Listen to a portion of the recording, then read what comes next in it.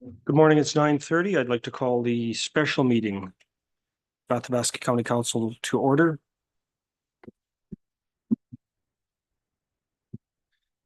The only item of business after the approval of the agenda is a public hearing.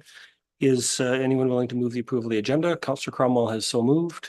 Any discussion? Seeing none, all those in favor? The motion is adopted 7-0. None opposed, I assume. It would be in order to receive a motion to recess the council meeting to go into a public hearing. Councillor Mins has moved. We recess the council meeting. Any discussion on that matter? Seeing none, all those in favor? Opposed?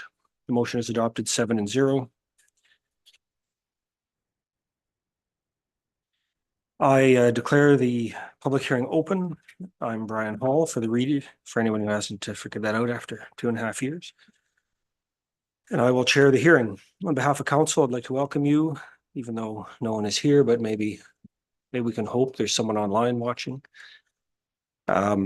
Most of council is present, and I think we'll forego introductions since we all know who each other are.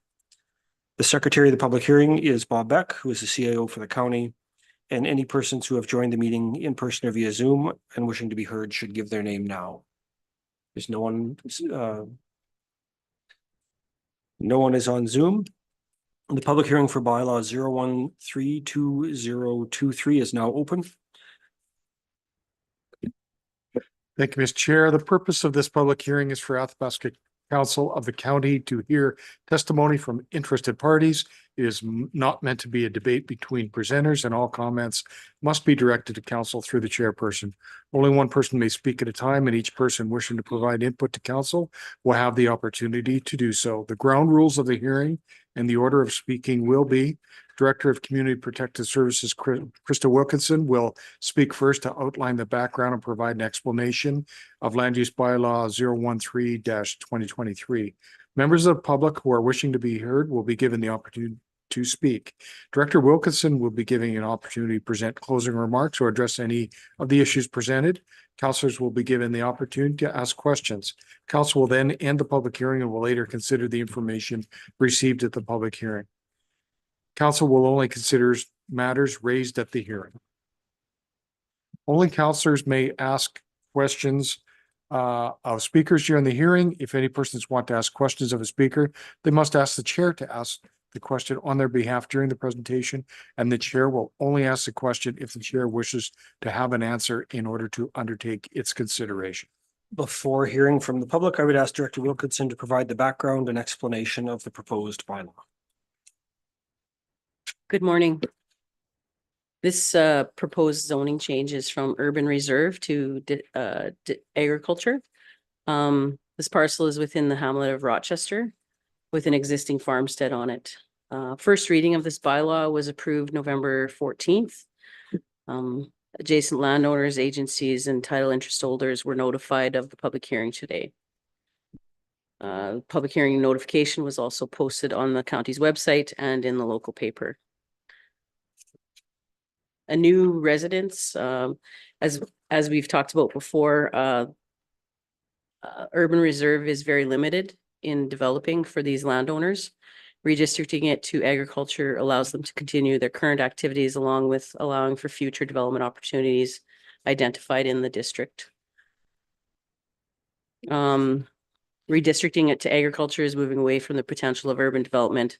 However, there has been very little growth in the hamlet over the last number of years. Thank you. Does council have any questions or points of clarification they wish to ask the director? Councillor Holland. The floor is yours. To build a home, is it discretionary use currently in the urban reserve? No, to build a new home, it's not a use in urban reserve. The only residential type use in urban reserve is existing. So it's legal non-conforming basically. So if somebody wanted to build a new residence, they'd have to redistrict. Any other questions? Seeing none. Are there any written materials that have been submitted, Director? Yes, I have a couple of, so this first one is from the applicant.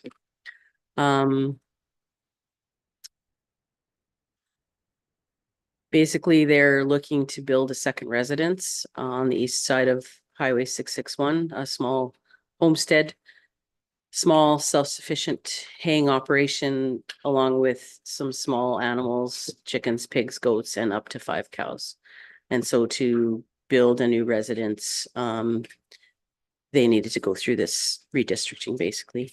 And then I have a couple of responses from our information that we sent out to stakeholders. TELUS responded and said that they had no concerns with the proposed activities. Forestry and Parks has no concerns on the rezoning, and Fortis Alberta has no concerns. And that's concludes the written materials. Is there any persons wishing to speak yet on Zoom or elsewhere? Does council have any questions or points of clarification? Councilor Mins, floor is yours. They're looking at building on the east side of 661, you said, or? That's what the email says, yeah. Thank you. Is there anyone else that has questions, or Councillor Holland, the floor is yours. Thank you. Does the whole parcel have to be redistricted or can it be split to remain with the northern portion of it as urban reserve and the southern portion agriculture?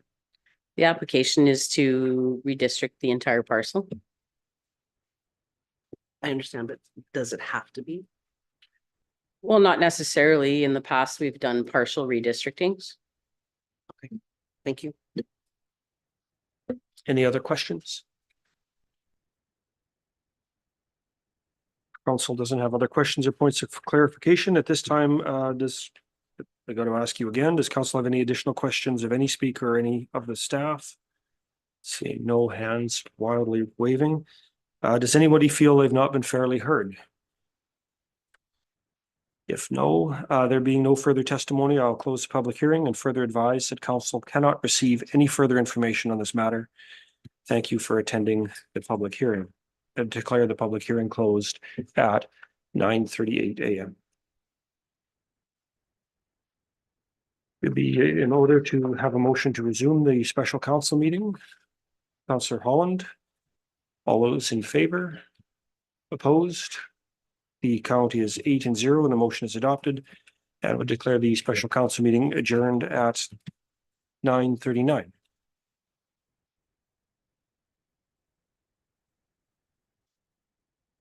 Council meeting is scheduled to start at 10. And so given our historic practice of not starting early, grab a coffee.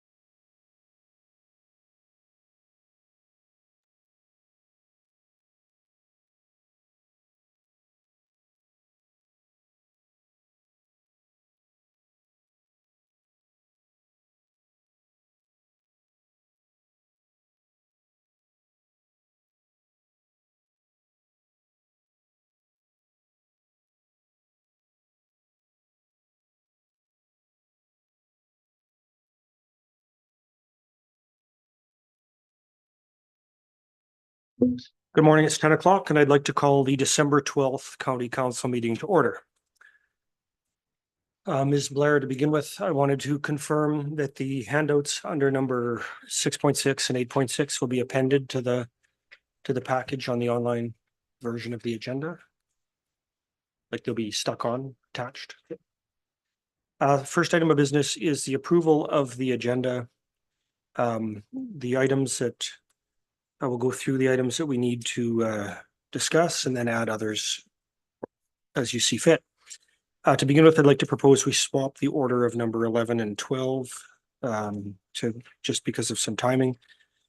And then the items that must be discussed are 2.1, 5.1, 6.6, 6.7, all of number 7, so that's 7.1, 7.2, 7.3, 7.4, 7.5. 8.6, 9.1.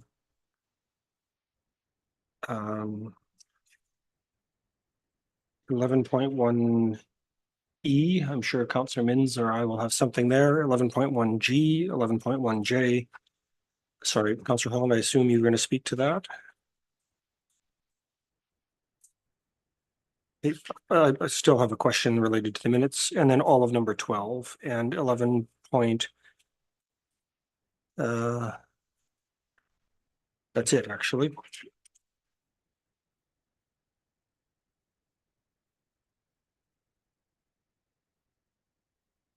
6.6, 6.7. Yeah. Are there other items you want to discuss? Councillor Hall, Cromwell? Did you say 3.1 or not? I thought, 3.1, we need to delete 3.1.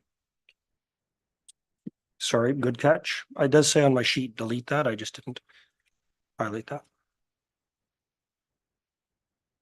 So far Councillor Chanzik, 11.1 T and Y.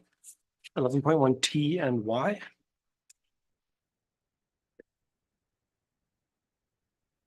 Councillor Holland, Thank you. 6.2. 6.3. 8.1. 6.2, 6.3, and 8.1. Yes, please. Thank you.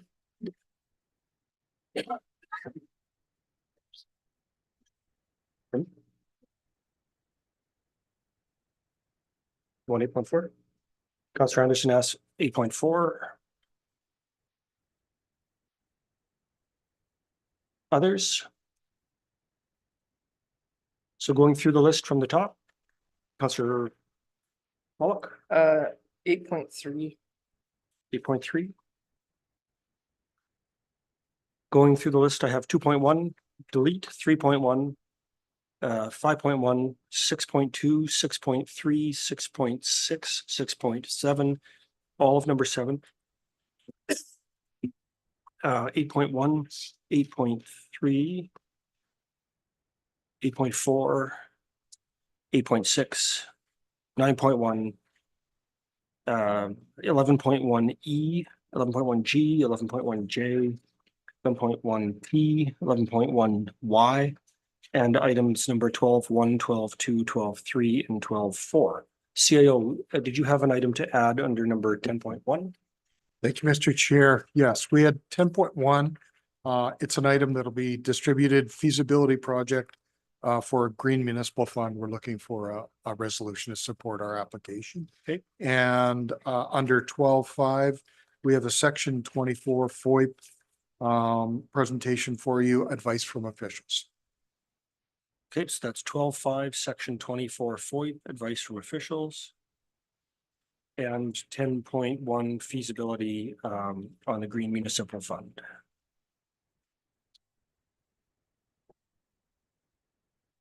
Councilor Mins, We'll approve the agenda. you're gonna win the race for who's made the most motions just based on that. Any further items or clarifications required? On the question of the adoption of the agenda as amended, all those in favor? Opposed? The motion is adopted 9-0.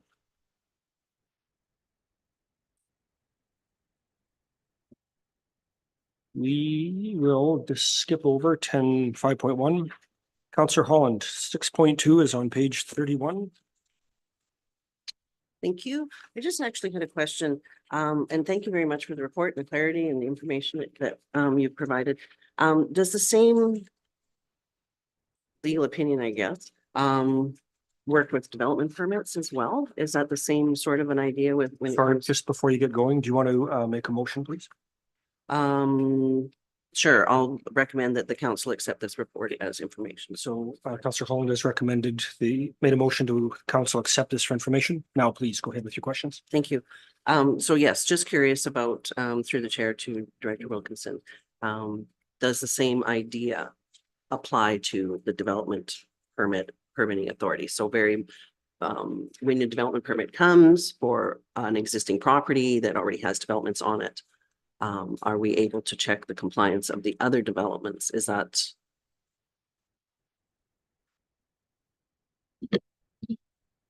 Well, the legal opinion doesn't speak to that. But when somebody comes for a development, we certainly look at existing development on site and work with the applicant towards compliance. Thank you very much. Any additional comments? On this one, I noted that admin went above and beyond the motion of MPC, which was really just to get council directions, but it's timely because the note that I made is it's a reminder that about staying in, every board and body should be staying in their own lane between those two. So other questions, comments? Seeing none. The question of the adoption of the motion to the council accept this report as information. All those in favor? Opposed? The motion is adopted 9-0.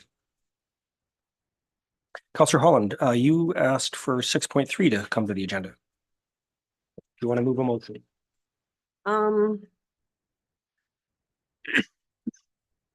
To approve policy 2011 meal expenses for staff and county appointed members at large as presented. Okay, Councillor Holland has moved the recommended motion. Do you have some comments you wanted to make? Yes, The floor is yours. thank you. Just having a review of my notes. So basically this policy 2011 used to encompass the council as well as staff and county. So now it is strictly encompassing, by the look of it, the staff and county appointed members at large. In 3.3, it mentions eligible meals, staff or county appointed members at large may claim reasonable meal expenses. And I'm curious with regards to the word reasonable meal expenses. It's pretty gray. And who determines what is reasonable? I guess that would be a question for the chair. to Seal? back. Do you want to make an attempt to address that? That's on page 35 of your agenda.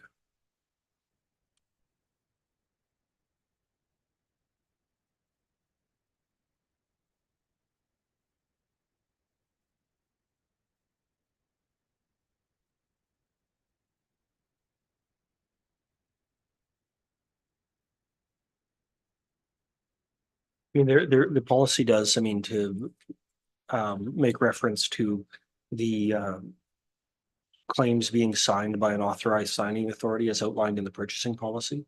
So ultimately, that's the approving party and they have to determine what's reasonable. But like they have to determine if they're willing to sign it or not, I suppose is part of the answer to that. But I mean, we can wait for the CAO's advice. Mhm.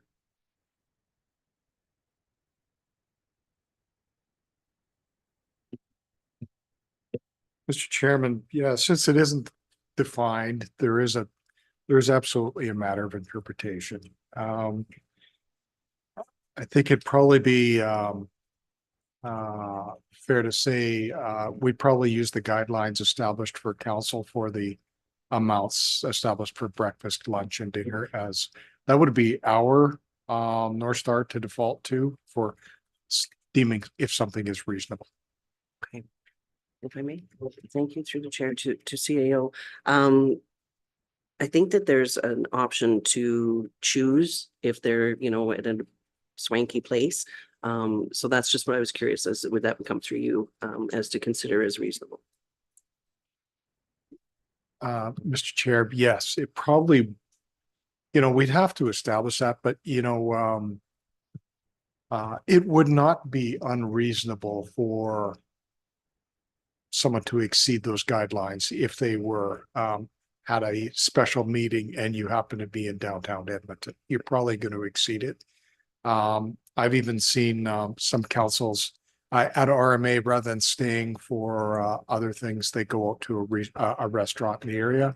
And unfortunately, if you go to a restaurant in the area of where the RMA convention is, you're going to exceed those guidelines every time.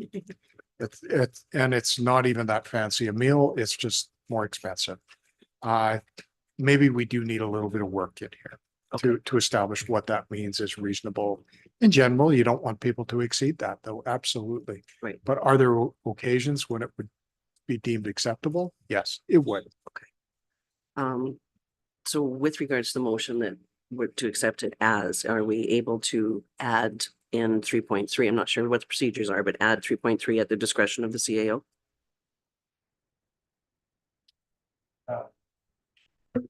I think it's an option to amend it, although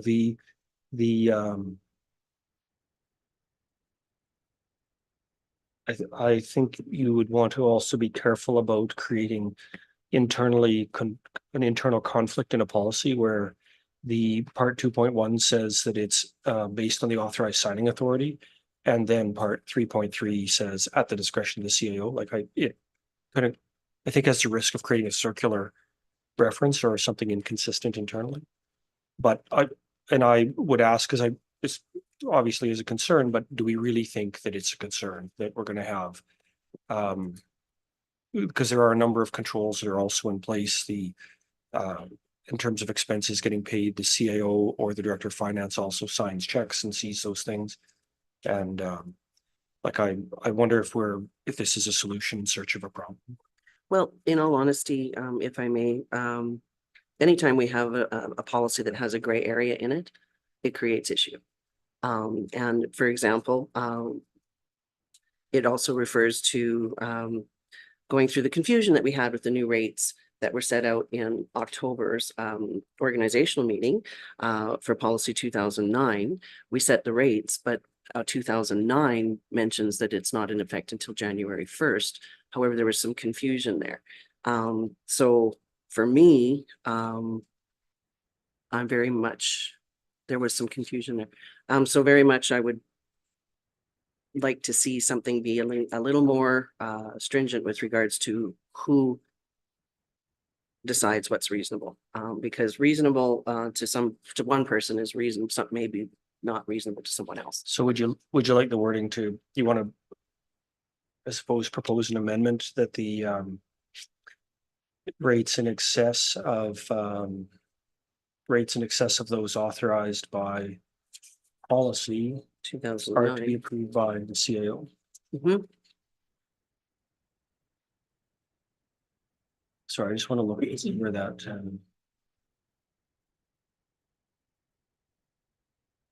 We could put in 3.3 where meals, submission of a receipt except where meals are provided and approved by the CAO.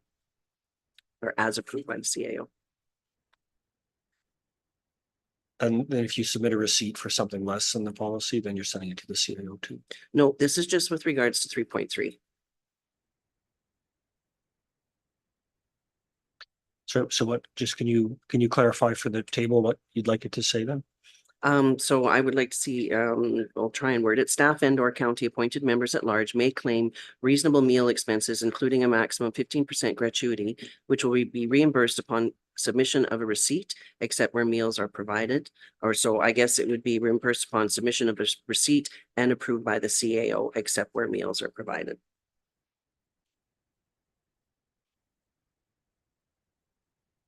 Would you want it to be where they exceed the guidelines of 2009? Because what you're really trying to solve is the high ones. Well, in this one, it basically says you follow 2009, if I'm not mistaken. Yes, meals without receipts will be reimbursed at rates established as per policy 2009. So that's 5.1. So that covers that. But your language then says if you come in with a $10 receipt, it overrides 2.1 and Well, I guess we can look at it, but the way I see it, 3.3 is very similar to policy 2009, where we either claim reasonable amounts or we claim official amounts. So say the amount again of the amendment, on submission of a receipt to be approved by the CAO. Yes.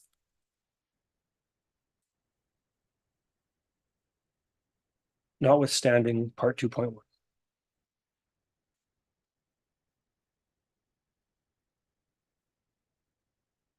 I'm sorry.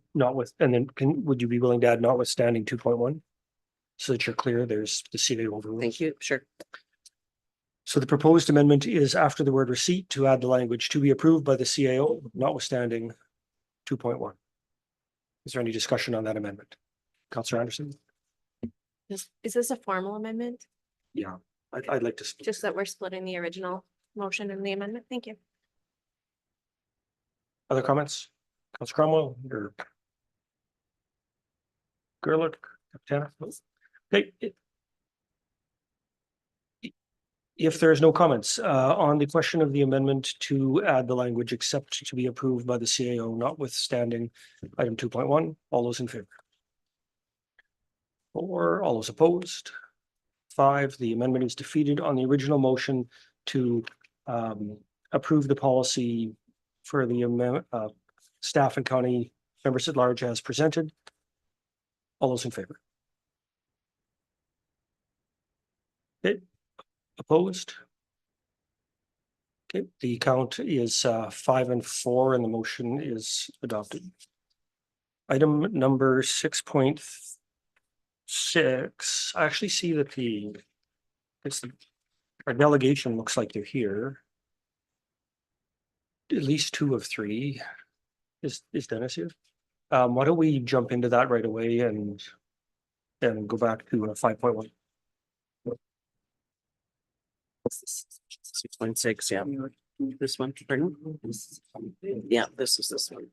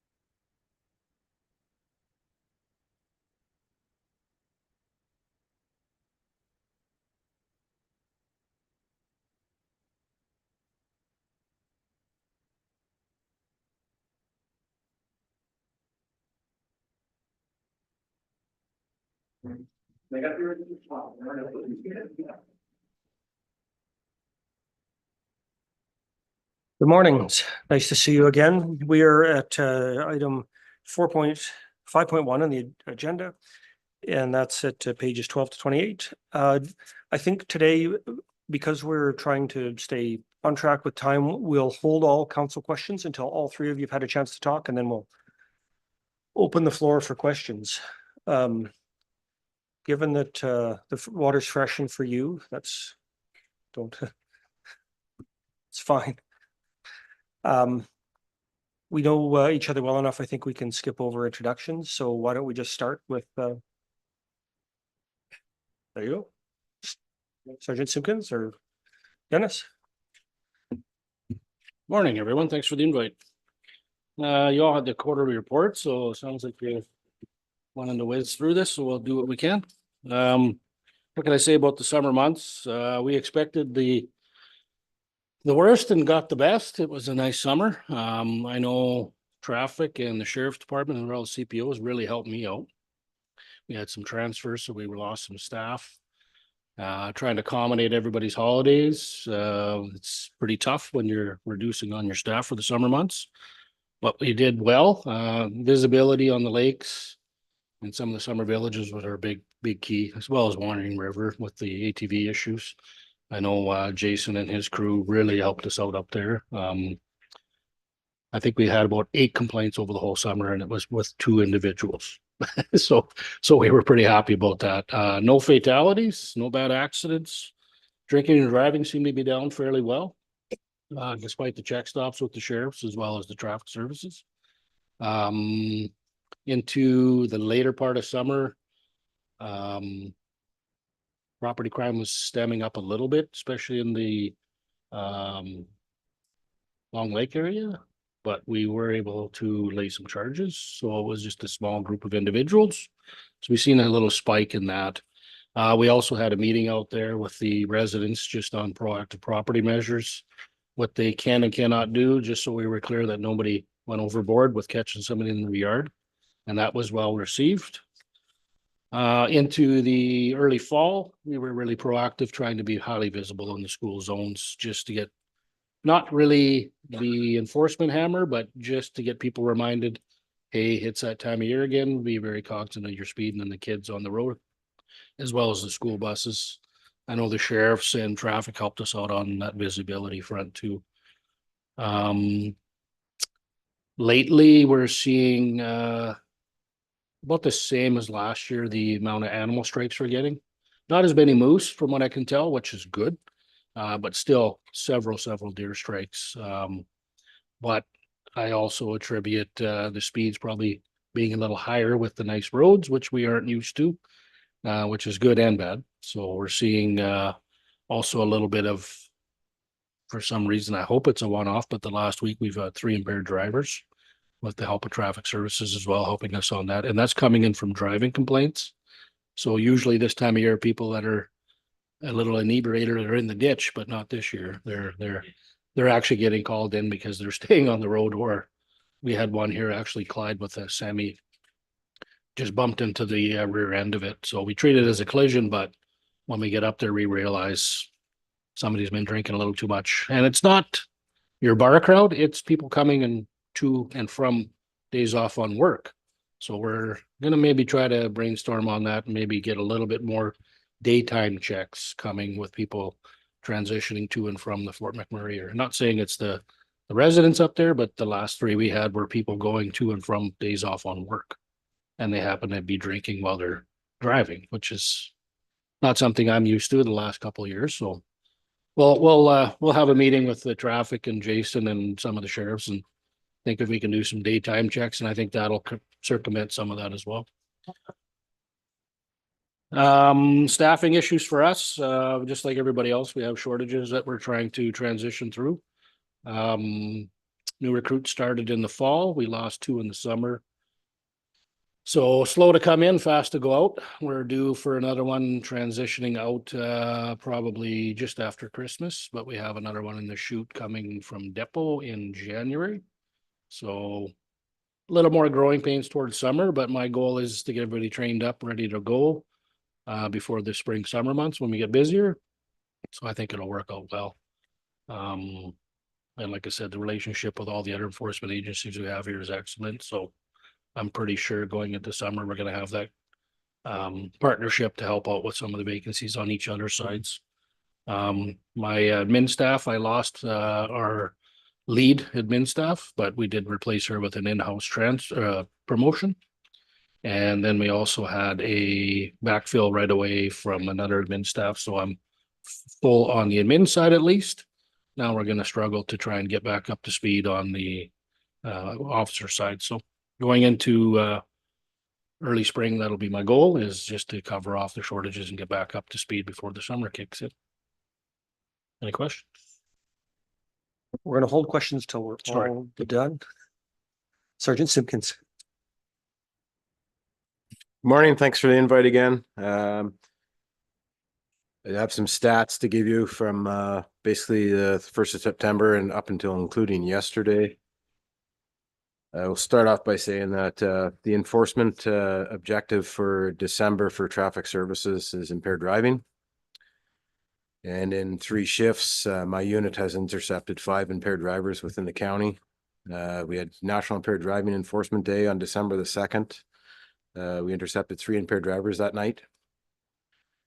December 6th, we had a complaint of an impaired driver on Highway 63 that was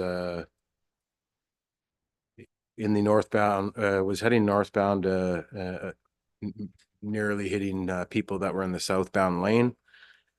We happened to be just ahead of that vehicle doing a check stop with the sheriffs in Grassland, so we intercepted it, and the individual came back to the office and provided samples well over 2 times over the legal limit. So that's a criminal code charge for that individual. And just yesterday, we had another one just south on 63 at the county line, where a driver had passed out in somebody's driveway and blocked them from going to work. So that person received a few sanctions to do with impaired driving. And we're going to continue our enforcement, the traffic side of things for December for impaired driving. So we'll be out and about and in areas where we're not expected to be, to see if we can intercept some more. And again, our focus is to reduce the fatal collisions, obviously, on the roadways. So that said, from September up until yesterday, we've had 1 criminal impaired driver, 4 IRS fails, which is somebody that's over 100 milligrams while operating a vehicle. We had 6 IRS cautions, which that's somebody's blood alcohol concentrations between 60 milligrams and 99. So they could be over the 0.08. We had 6 alcohol or cannabis infractions. So that's people that are transporting alcohol legally or cannabis not packaged properly. Within the county, 17 seatbelt tickets were issued, 10 distracted driving, so cell phone tickets. Speeds picked up a bit. We've had 178 speeders. And then we have 25 other infractions. That could be intersections or what have you. In total, in that time period, we've conducted 442 mandatory alcohol screenings on drivers. And we've executed 6 warrants within my unit. Again, we're probably over a half a dozen check stops a month. So we are out there. Me too. My unit's short staffed, so we're doing what we can to get out there with holidays and all that other thing playing into factors. So yeah, that's pretty much it for me. I would say that getting 5 impaired drivers and probably 3 shifts is a good thing, but it's not actually a good thing. That seems to have picked up for some reason, and I don't know why.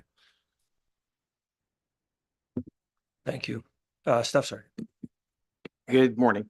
So as everyone knows here, my detachment area here covers different jurisdictions as well. So I'll briefly touch on the full detachment overall, and then I'll go through some numbers specific to the county.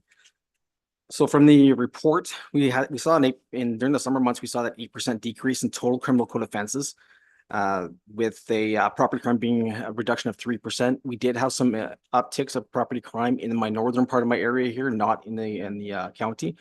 And we did, as Dennis and I was saying there about collisions, we are still seeing an increase in collisions, mostly animals in this time. And like he said, the speeds are still out there, and people are and the animals are a lot out there as well.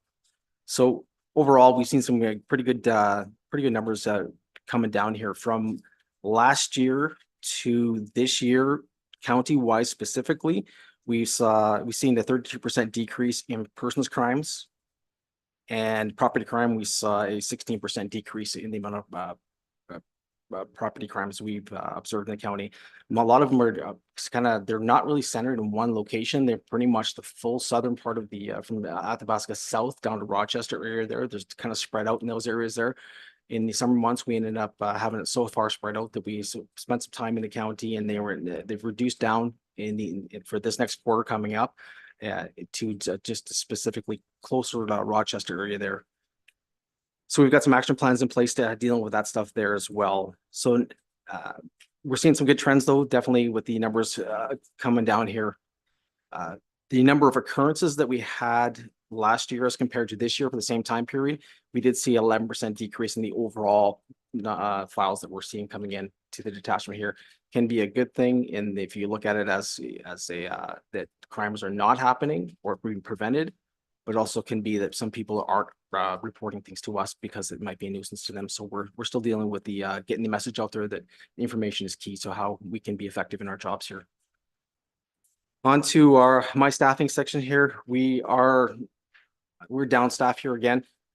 We have my corporal, one of my corporals, Charles Dubois, is transferred out. He's on his house hunting trip right now to New Brunswick. I don't expect him to come back to be working in this detachment here. I have another member that's transferring out to our forensic section. His last day is tomorrow. So that drops me down. I just got back 2 of my members that were on recovering from surgery. They are administrative duties only, and as well as my other corporal in the office there, he's on administrative only duties. So we're down quite a bit in our staffing levels here, and I have no updates to give you on when I'm getting anybody new for that, other than the corporal. We've picked the corporal who's going to be, and he needs to sell his house and make the transfer up here. So we're looking forward to having him and getting that position filled here. So we're down a little bit staff, but we are seeing some good movement forward with that as well. Athabasca is starting to be a place that people want to start coming to. The last update I got on the number of people that applied for the Athabasca corporal job was 5. That's a lot of unheard of stuff. We usually get 1, sometimes none, that apply to these detachments up here. So we're seeing a bit of a change there. So positive. We are still highly engaged in the community as much as possible. There, with the summer months in the schools being closed, there wasn't a ton we were doing in the schools, obviously. But I can say that in September we did the paint the car again. That's been a hit time and time again. Kids painted that up pretty good. One of my public servants in the office is a mentor for the youth in schools here. So she goes every single month to the school and mentors the youth in there. In July, we attended the Island Lake Bay Days, some enforcement in that area. It did some work with the community. There was a town hall done in August as well. The main focus on that one was property crime and how to prevent yourself from becoming a victim. This last October here, I'll just jump into a little bit to this quarter here because it was actually was pretty positive engagement here. So in October and Halloween, I sent one of my members and one of our public servants dressed in costumes to each and every school, and Rochester got a member and somebody dressed up in a pretty good costume there, and they broke into the classrooms and handed out candy and things like that. So really highly positive day for the kids there, and we got some good feedback for that. As well, from Remembrance Day, we had a member in Red Surge and a member in Not in Surge attend every single school to do their ceremonies. And Rochester observed that as well. So it's still pretty good involvement with the communities here. We are still looking at doing so as part of our annual performance plan. We were trying to get in schools to do some drug presentations. They know currently in Athabasca that they're done. Calling Lake has been done, I believe, and I think the county has to have the members go into schools and do the drug presentations here. So we're still working on that right now. So with I also forgot to mention that as of my public servant side of things, we have 4 in the office. They've allotted me 5. So we have another one coming on board in January here. Someone, I can't announce the name yet, but someone you may know from the community here. So they'll be taking that position up here in January to give us a hand there. Some good positive changes that's coming up this new year here. So that's everything for me. Thank you. As usual, I'm sure there's a few questions around the table. Councilor Cromwell, you want to start? Thank you. I'm as always, I thank you all very much for what you do. I have one very, very quick question in regards to Boyle. On Wednesday, December 6th, an alert went out via rave about high crime in the town of Boyle. Now, that's something we don't see very often, an alert speaking about a high level of crime. What can you say about that? The only thing I can think of recent, we had 3 break-in enters, but they were insecure premises, all 3. And 2 of them were churches. So we're attributing it to a small group of youths who we've kind of given the stern warnings through some of the parents who we suspect might be governing these children. We don't have a lot of physical evidence to go after them, but for an example, one of the churches, they had went in and cooked some sausages. So that's not usual for us to have a high crime rate of somebody wanting some sausage, but so we're attributing it as kind of a one-off, but we were able to determine they weren't forced entries, so a lot of insecurity. So I think it's leaning towards a couple of the use, checking unlocked doors, and it was an opportunity. So as far as a high crime rate, I don't attribute it to anything that I'm too concerned about. But being a small village, we are very aware with the school who some of the problem players are that they share. And then we tend to monitor them after school. So we're doing some information sharing, but after we've kind of intervened with some stern talkings to some of the suspects, it seemed to have really dropped off our crime rate now. So, yeah. Thank you very much. Councillor Gerlich? Questions? Councillor Capitanet? Councillor Anderson? I was curious if the shortage of housing or the current housing situation impacts the ability for all of you to attract new members to your detachments.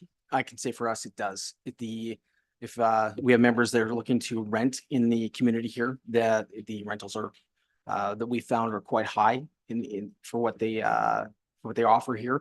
And I end up losing a member because of their inability to afford the rent in the area here. They end up having to be diverted to a different detachment here that was expected a replacement here. So yeah, the housing can be a factor here. So, well, specifically in the rental market. Myself, same thing. It's a shortage of housing due to the area. Yeah, due to the area, but fortunately for now, we have a large apartment building in the village that seems to be able to absorb at least for that first 6 months until somebody can find something more suited that they want. Transition, sure. And yeah, if anybody that you know in the community that has maybe a seasonal property or something that they want rented out, definitely let us know. We'll get you a good candidate in there, or at least an option too. I think it's worth complimenting the level of community involvement, especially this, notwithstanding the staff shortages that you've talked about. And, I noticed certainly the work of Constable McClenaghan with the rugby team and the mentorship that's happening there. And then the staff sergeant mentioned the drug presentations in the schools. I just wanted to make sure, had you been in contact with Rotary on their Don't Meth With Us program for complimentary offerings? That's been a long running and well-received program. No, I haven't personally been in contact with them. I leave it to the members to build their own program, build their own course. So if that's something that they can utilize, then I'll definitely let them know that that's available to them as well. Just want to comment, you mentioned that Constable McClenaghan there with the rugby. Just recently here, he received a Alberta Chiefs of Police Award certificate for his work in the community and for that rugby team creation. So it was great.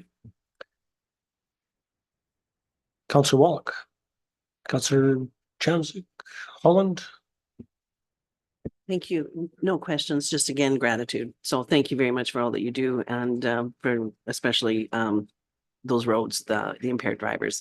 I am also seeing a high level of stress amongst people, not only with income issues, but as well as our high rates out there of what everything is costing. So appreciate staying on top of some of those things. Thank you very much. Councillor Mintz. Yeah, thank you for all the great work. If I read right in the email, there was a safe exchange spot put into Athabasca, and I want to commend you on doing that. I think that's a great idea. Appreciate that. I wish I could take the credit for it, but it's been there since I've been here at this detachment here for the last couple of years. I don't know when they put it in there, but one of the things that the division wanted to do was just put that out and make that available to everybody at every detachment if possible, if the space was allotted. We already had it, so we pushed forward with the notifications to the community there. So yeah, it's a great tool for sure. Perfect. Thank you very much. Is there one in Boyle by chance? The safe exchange spot for? No, there isn't, but I'm waiting for the signage and everything that's supposed to be distributed to me. Yeah. We only got one parking lot, so we'll make do. So it's coming. Thank you.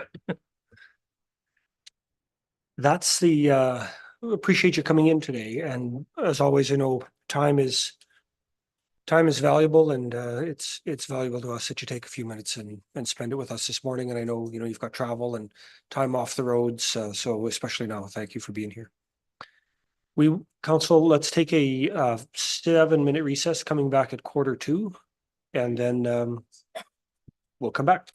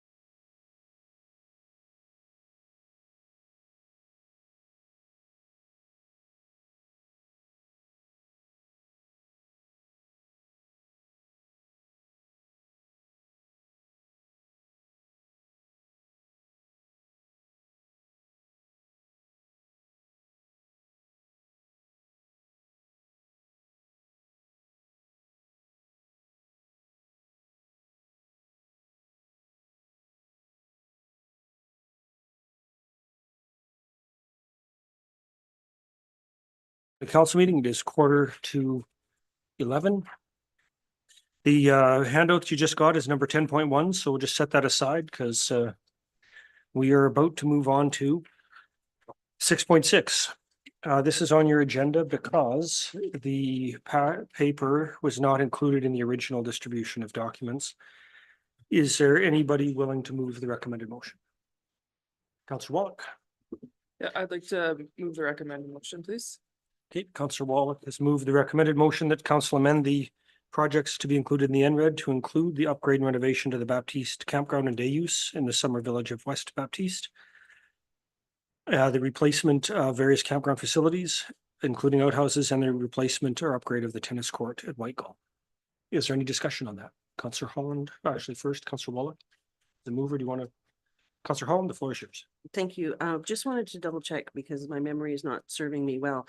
The initial application was for the cell phone broadband feasibility study. What was the second item? Campgrounds. It was related to campgrounds as well. Yes, Mr. Chairman, it was basically a 10-year plan to upgrade all the campgrounds. It was a life cycle assessment and upgrading plan. Thank you. Thank you. I just needed that information. And so just to confirm that these are in addition to those two items. Correct. Thank you. Any further discussion? Seeing none, on the question of the adoption of the motion to recommend the NRED grant be amended to include the projects listed, all those in favor? Opposed? The count is 9-0 and the motion is adopted. 6.7. I think I added that because the motion needed a touch of clarity. Councillor Anderson, you talked to me. Do you want to move a motion? Yeah, I'd like to move to approve the funding request of up to $12,600 from the 2023 budget, subject to a matching contribution from the town of Athabasca.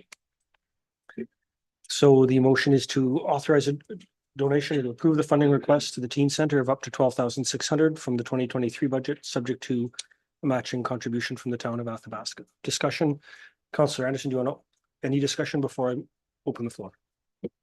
No. Councillor Holland, the floor is yours. Thank you. I'd like to split that question to have one portion of the motion be the funds coming out of the 2023 budget, and then the second motion with regards to the subject to the matching contribution.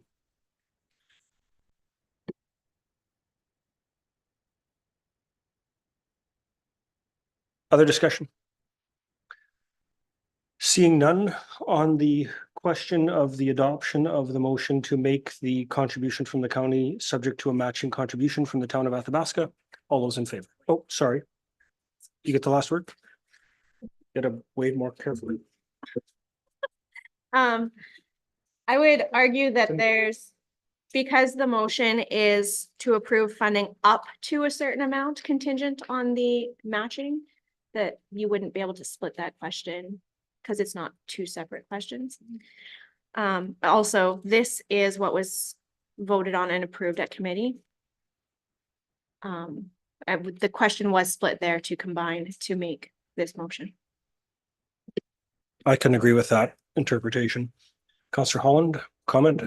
Yes, thank you. I believe, if I'm not mistaken, we can take this motion and make it into two as requested for a split. The reason why I'm asking for this is because even though we had this conversation in the committee of the whole, it still gives us the opportunity at the council table to have further discussion, further conversation, and also have had time to reflect between the two meetings. I am not in support of subject to a matching contribution up to 12.6 because of the fact that we shouldn't be, I guess, mixing our budget, how we're able to offer the 12.6 and another budget that may not be able to offer that 12.6. And as it was mentioned at the COW, that will put pressure on this will be a way we can up this 12.6 amount to get up to that 12.6 amount. And I don't believe that's pressuring anybody to dive into their budget deeper if they don't have it to begin with. So I fully believe that this should be a split question.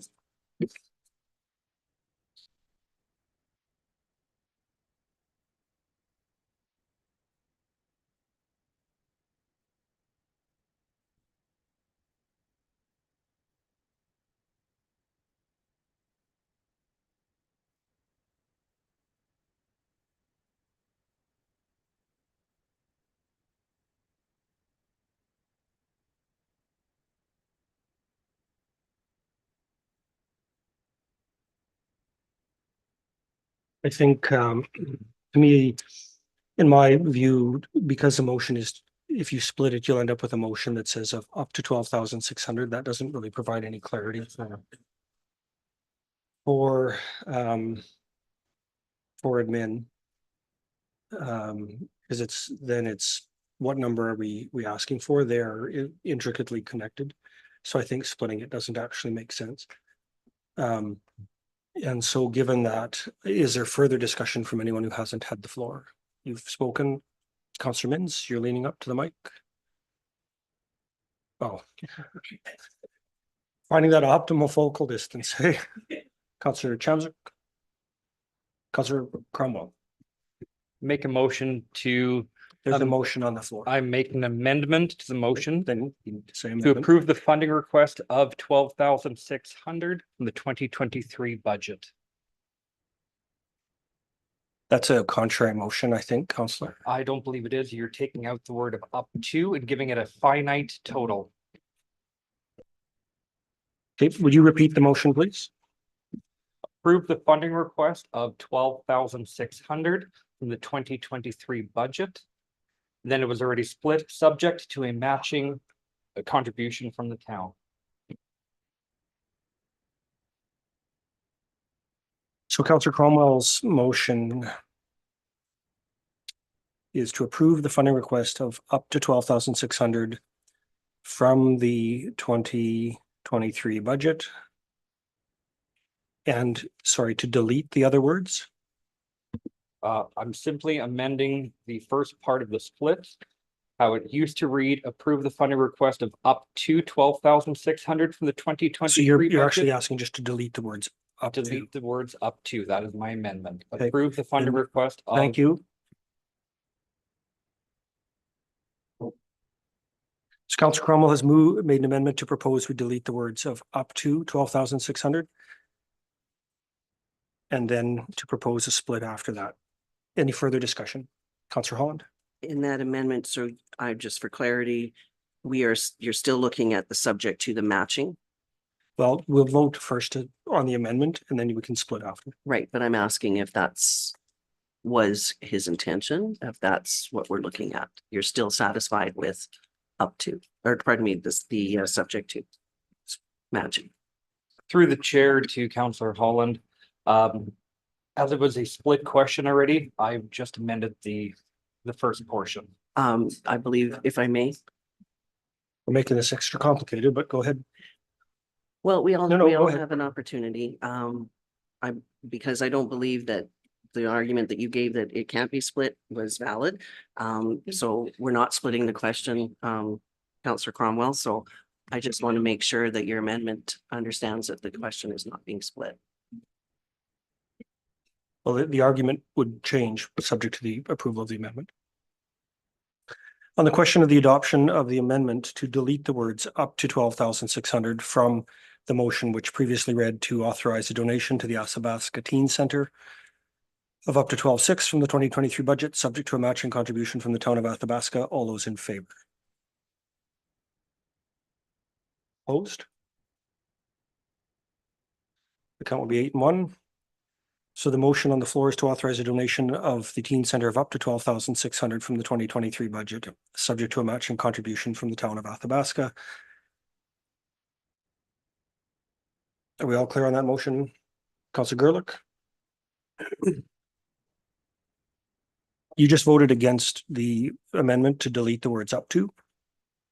So the motion on the floor is to authorize a donation to the Athabasca Teen Center of up to 12,600 from the 2023 budget, subject to a matching contribution from the town of Athabasca, as was recommended by the Budget and Finance Committee.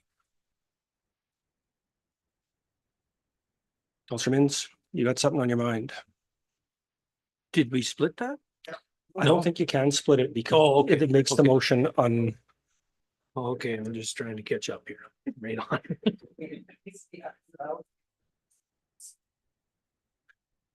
okay. Are you ready for the question? On the question of the adoption of the motion to authorize a donation to the Athabasca Teen Center of up to 12,600 from the 2023 budget, subject to the matching contribution from the town of Athabasca. All those in favor? Opposed? 6 and 3, and the motion is adopted.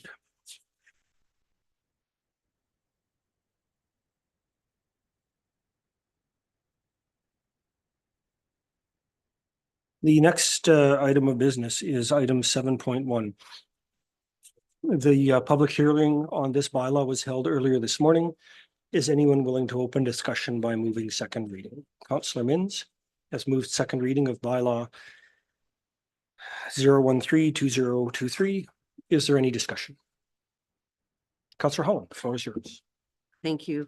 I have a concern with regards to one person's dream or wish to make changes in our urban reserve for adding livestock in a hamlet. I struggle with that.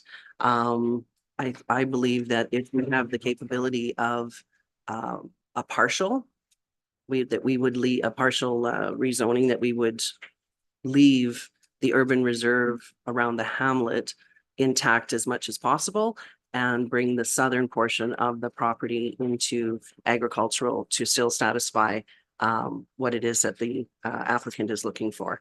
So I believe that our urban reserves, I mean, they're not something that's it offers residents, I guess, economic opportunities that are generally not found in remote locations. And so to remove them, I struggle with doing that and can't support it.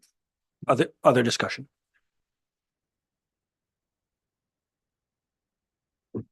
Okay, on the question of the adoption of second reading of bylaws 013-2023, all those in favor? Opposed? Sorry, Councillor Cromwell, which way did you vote? In favor. Could you put your hand up then, please? The count is 8 and 1, and the second reading is adopted. Is anyone willing to move third reading of this bylaw? Councillor Kapitanek.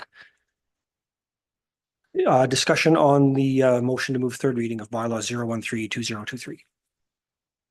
Seeing none, if you're ready for the question is on the adoption of the motion to move third reading of 013-2023.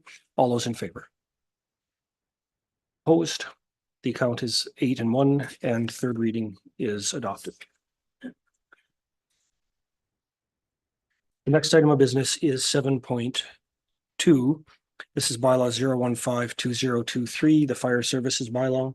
Is there anyone willing to move second reading? Councillor Wallach, sorry. You and Kelly were coming.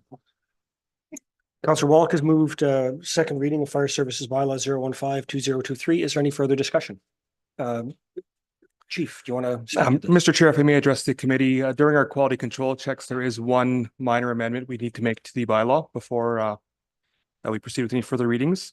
On page 71 of your agenda, 13.8.1, there was an attempt to put some clarification around false alarms, but it turns out that it's an incomplete sentence that just needs to be struck from the bylaw before further readings.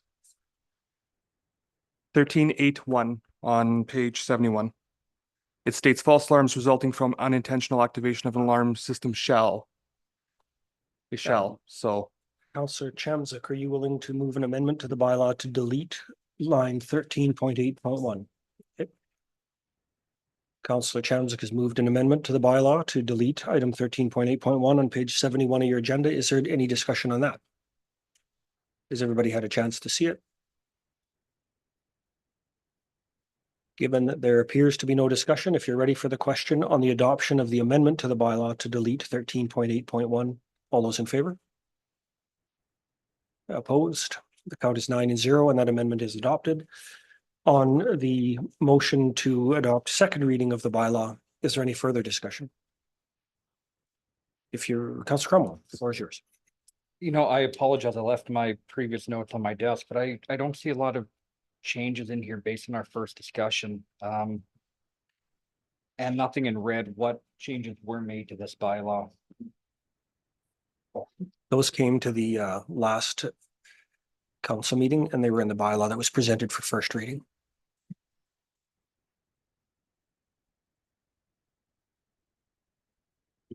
Okay, well, I'm still unhappy with how this bylaw reads and I cannot support it. Other discussion? Seeing none, if you're ready for the question is on the adoption of the motion to approve second reading of 0152023 as amended. All those in favor? Opposed? The count is 8-1 and second reading is adopted. Is there any desire to go to third reading? Councillor Minns so moves. On the question, discussion on third reading of bylaw 0152023. Seeing any I want to go too fast. Seeing none, if you're ready for the question is on the adoption of third reading of bylaw 0152023. All those in favor? Opposed? The count is 8-1 and the motion and third reading is adopted. Bylaw 0162, number 7.3 is bylaw 0162023. That is code of conduct bylaw. We are here for second reading. Is anyone willing to move second reading? Councillor Chamzik has moved. On the question of second reading of the code of conduct bylaw, we've been over this many times and for many months, but is there any additional discussion? Councillor Holland, your hand is up. Thank you. So we had asked for a few amendments to come through, and this is the first time that I'm reading the definition for electronic signature on page 86, item 1, VII. And it mentions, for the purpose of this bylaw, must include the full name of the complainant within the email. I propose that actual definition read more of an electronic signature is a text typed full name of the complainant that shall appear after the ending phrase of an email. So you're proposing an amendment? Yes, Can you submit that in writing, please, to Leah so that she can type it? sure. Do you need that now? Yes, so that we can have it reread to us.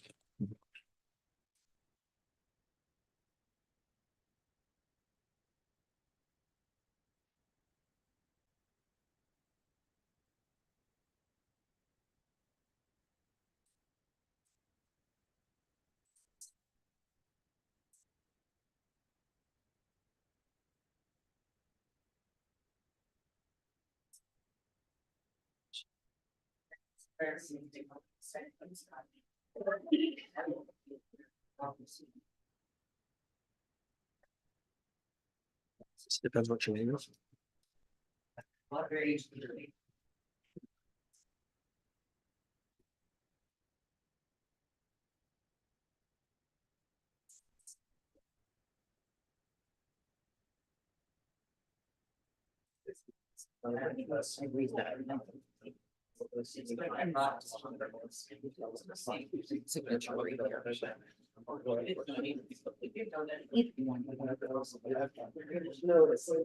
Ms. Blair, are you, did you get that typed? So there's an amendment on the floor. I'm going to ask the recording secretary to read it to us. Moved by Councillor Holland to amend item 1, VII electronic signature to is defined as the text typed full name of complainant that shall appear after the ending phrase of an email. So there's an amendment on the floor. Any discussion? Councillor, don't put your mic off. Oh, I'm sorry. Nope. Councillor Capitano. Through the chair, how would you define full name? Would you Councillor like Holland, do you the want to answer that? legal full name, if you would like to have it further defined? As in, are you requiring middle names, prefaces, like if they're professional? This was a definition that I had obtained online. So it would be up to council how you would like to define what full name is. Follow up. I would like to define full name, so there's no gray area. Thank you.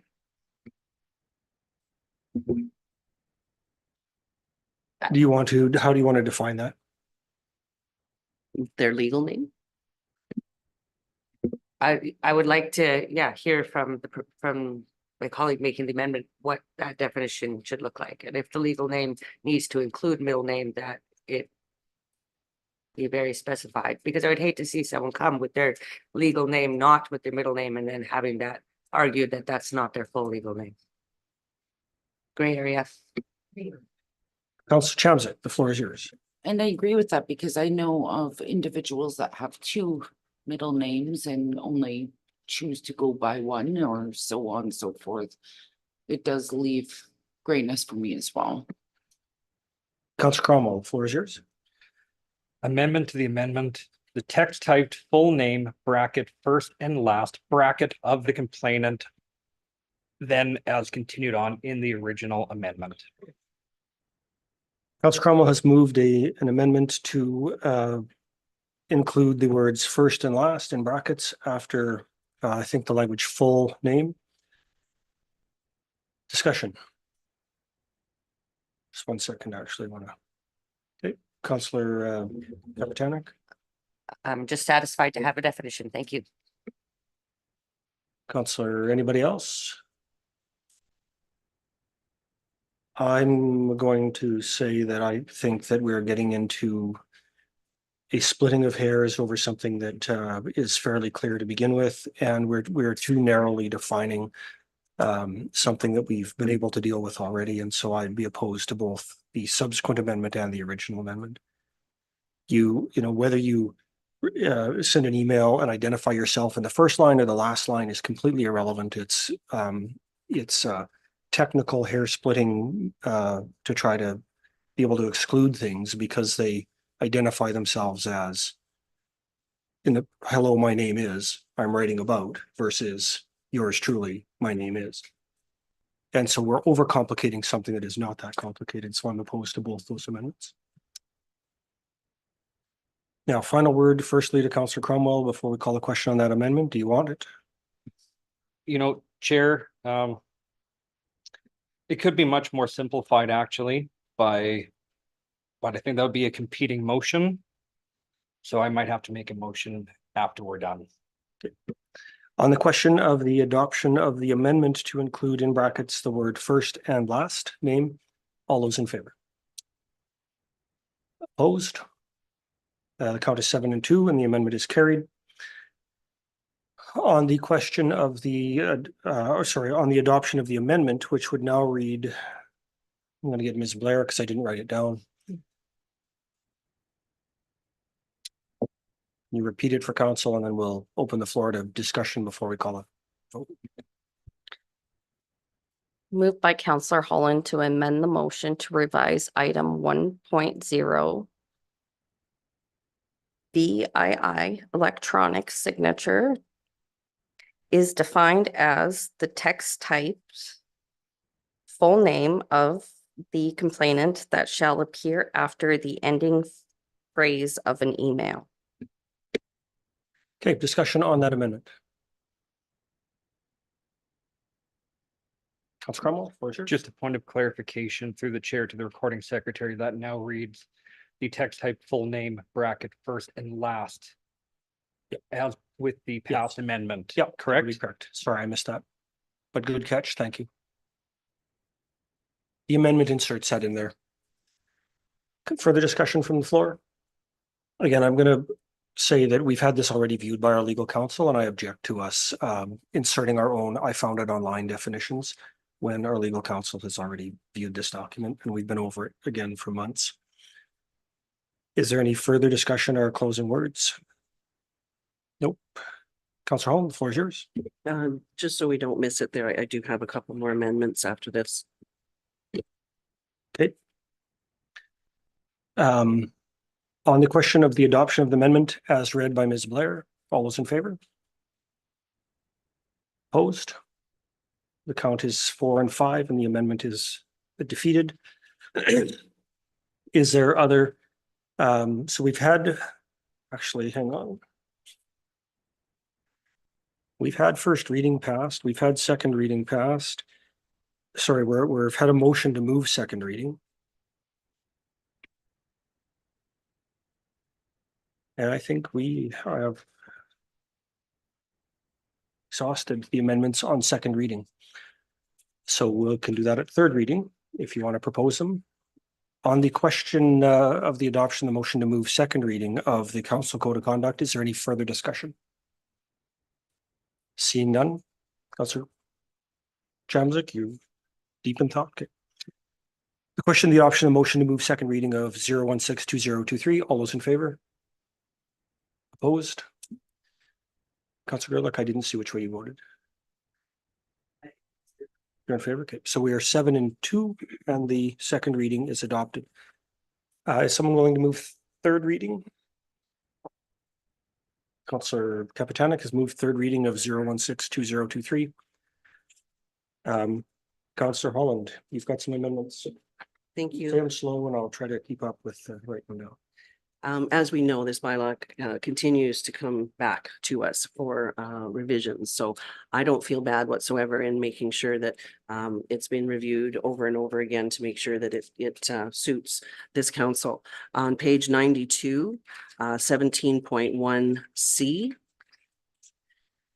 If the complainant is properly received under this bylaw, so that's the opening statement. When we get down to I'll just read it. If the complaint is properly received under this bylaw and the facts as reported include the name of one or more members who are alleged to be responsible for the breach of this bylaw, the member or members concerned shall, upon its receipt is what I would like to add, receive a copy of the complaint and then leave everything else as the same. So between when it says of this bylaw, comma, the member or members concerned shall, upon its receipt, receive a copy of the complaint. And there's one more amendment. If Just I hold on one may. second.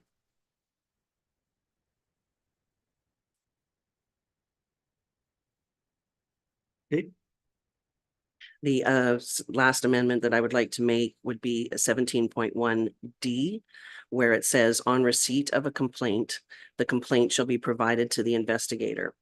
Because council has to designate the investigator, I would like to read, once an investigator is designated by council, the complaint shall be provided to the investigator and the investigator will complete an initial assessment.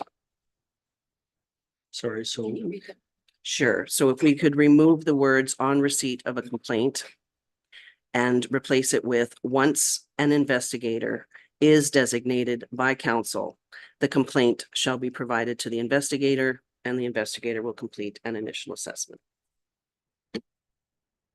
So basically, we're deleting the words on receipt and inserting the words once an investigator is designated. Is that correct? On receipt of a complaint is removed. No. It's once an investigator is designated by council, the complaint shall be provided to the of a investigator.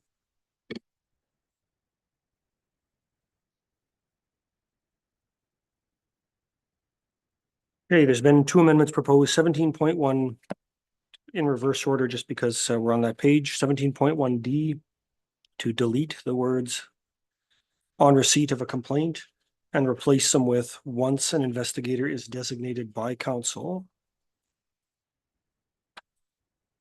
And 17.1C, in the middle of that paragraph where the member or members concerned shall, and then insert the words upon its receipt, receive a copy of the complaint.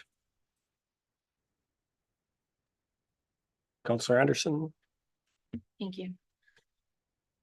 We discussed these, the wording of both of these at previous committee meetings, and that's why we amended the definition of investigator. So investigator means the individual or body retained or otherwise designated by council to investigate the report on a complaint under this bylaw. The investigator shall, by default, be council, unless another individual or body is retained or otherwise designated by council. The investigator shall not be the CAO. And we did that so that the complaint would be distributed to council by default. And then if council decides that we want to appoint a third-party investigator, then it will be distributed to them. but by default, it should always be distributed to council first. Otherwise, how do we determine if we need a third-party investigator or not? So I am opposed to the amendments being proposed. Other discussion? I'll just slow this one down to give everybody a minute or two to read that and think about it. Councillor Holland, you've made the motion, so I'm not going to give you the floor until, except we're not.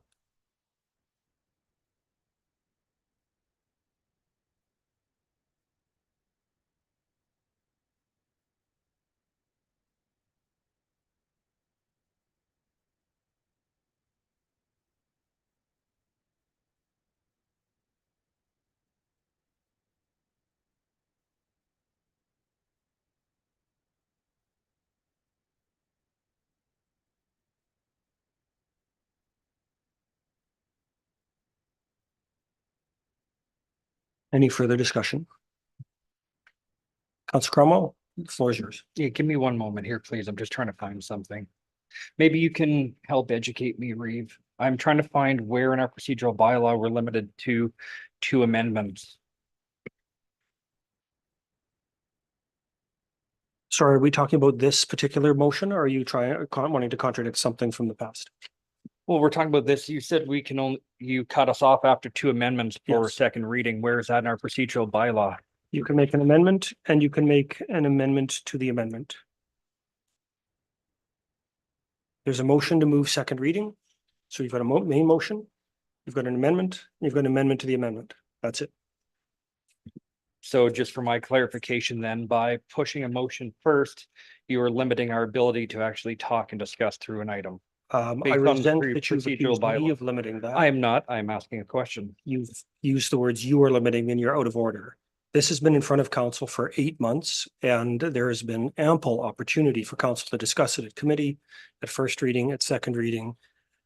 And the bylaw is the bylaw of council, and it's my job to follow the bylaw to the best that I am able. So if you have something to add to third reading and the discussion on it, you're welcome. Otherwise, your comments are out of order in this moment.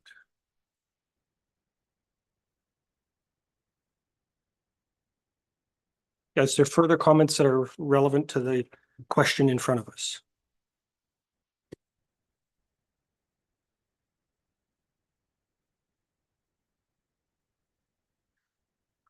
Councilor Mintz. Yeah, I'm gonna go back to the formal complaint process. So let's say out of the blue, all of a sudden, I have a complaint or somebody sends in a complaint regarding one of the council members. And it says in here that it goes to the Reeve, and then from the Reeve, it goes to the investigator, which is council by default. Okay, so can we actually put that in there? Because I think that's. That's to the investigator designate. That's. Yeah, can we just say it goes to council? Because it's got to come to council before it even like goes, before we even say investigator. I would rather just say council as a whole. And then council designates it to go to investigator after that. I think the function of that is what happens. So like if a complaint lands, presumably it would, either be by email or electronically. Once understanding that it's a complaint, it would just be added to a council agenda for presentation to council, because the council is like the mechanics of it would be that it would be forwarded to the investigator, and that is council in the beginning, unless we designate somebody else. But I think that's where we're Councilor getting Flora, but I recognize you, Councilor Hall. I think that's where we're getting these splitting hairs all the time, is it's not designated as council, it's designated as an investigator. And then all of a sudden, like, is it going to an investigator? Or is it going to council? I think in the beginning, the investigator means the individual or body retained or otherwise designated by council shall by default be council unless another individual is retained or otherwise. So the definition there that we've been talking about is they're forwarded to, initially that means it will come to council unless council has, like at some later time, said no, we're always going to use I don't know, a third. But is party. that getting in the way of this amendment? Is that where we're I getting the I don't think so. misplacement of the investigate? I don't know. I 'Cause you're- just you're thought I'd talking bring it about- up. You're talking about 17.1B, just Counselor Holland? Yeah, that's where I'm talking about that. It says read to be forwarded to the investigator designated by council. Right. So it's like we've already designated an investigator.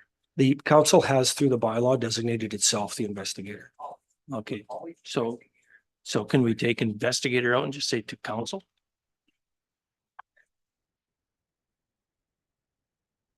Does it or not? Because that's the biggest thing. It's I think you're like either way, I think the result is the same.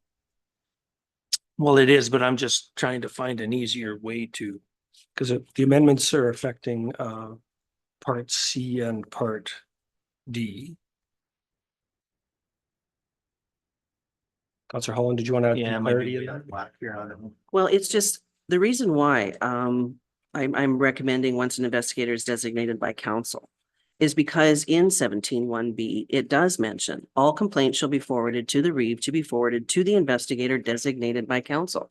I realize that we have a definition, I don't have it handy, do I have it? Here we go, on page 87, which is one XI, or IX, pardon me.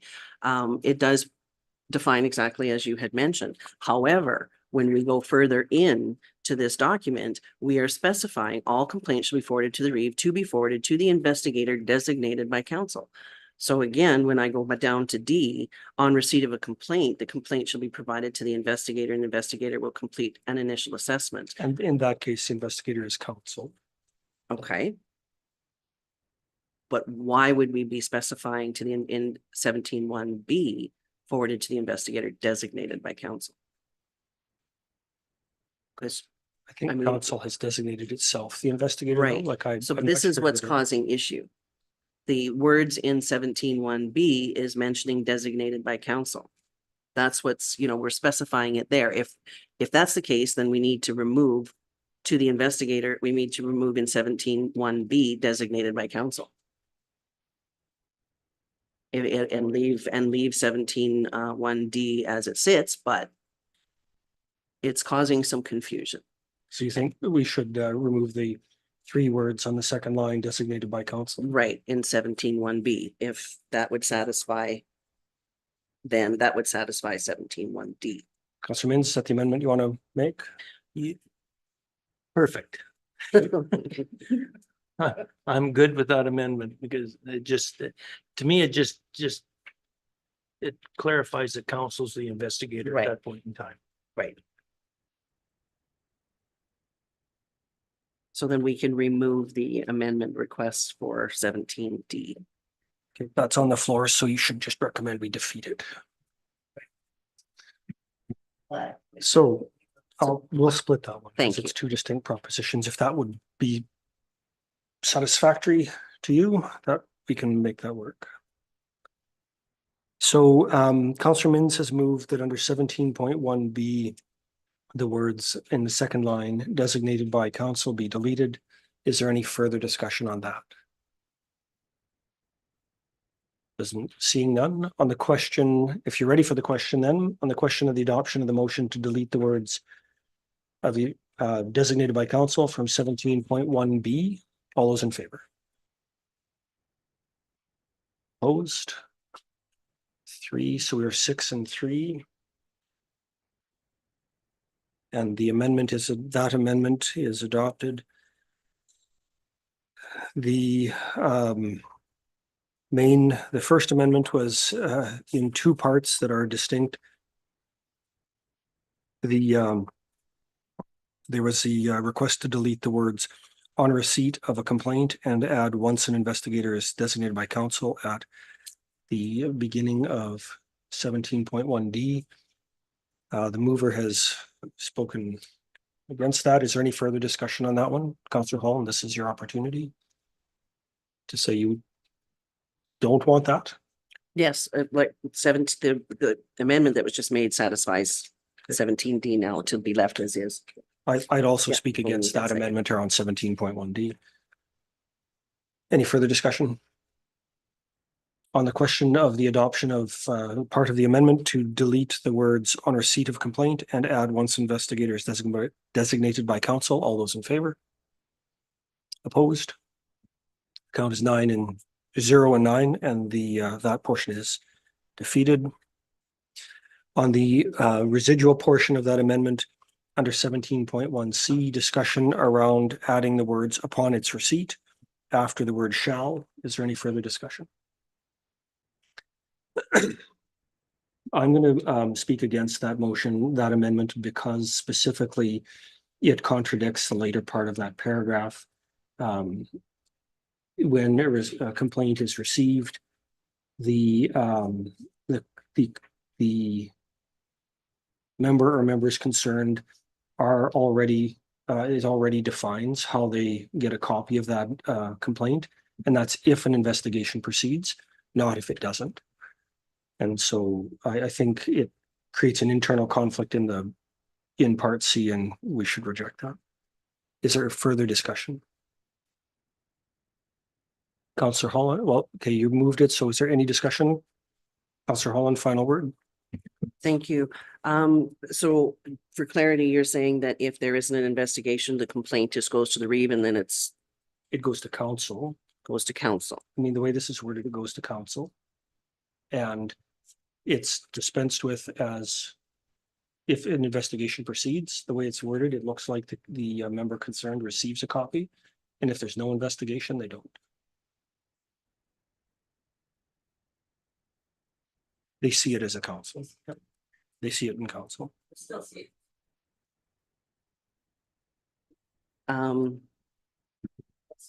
I guess for me, seeing it in council usually would be enclosed. You're not able to keep that document. When a complaint is made against a member, they should have an opportunity to have a copy of that document. Even if there isn't an investigation, it is referring to that particular person, they should have a copy of that information. So I will ask for that to be passed, please. Okay. On the question of the adoption of the amendment to insert the words upon its receipt after the word shall, all those in favor? Opposed? The motion is 5 and 4. And that amendment is carried. Now we've created a situation where the bylaw is internally inconsistent. Would it be reasonable to refer this to our council to have a look at that to make sure we haven't just created a problem? To refer it off to late? Yeah. Will you move that? Yeah.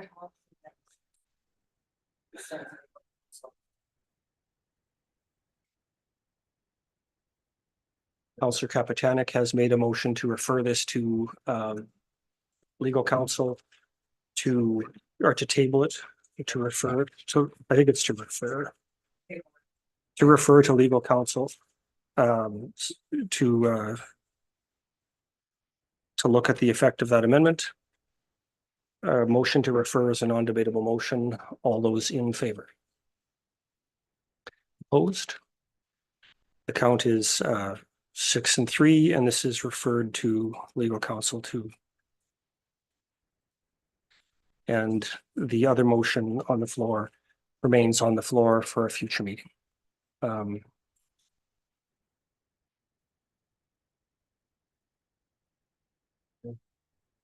Does anybody need a break? Not a break, but clarity. What other motion remains on the floor? The motion to move third reading. Thank you. So third reading can't go. No breaks? Let's take. Do we want a break, or lunch is coming probably in the next 15 minutes, eh?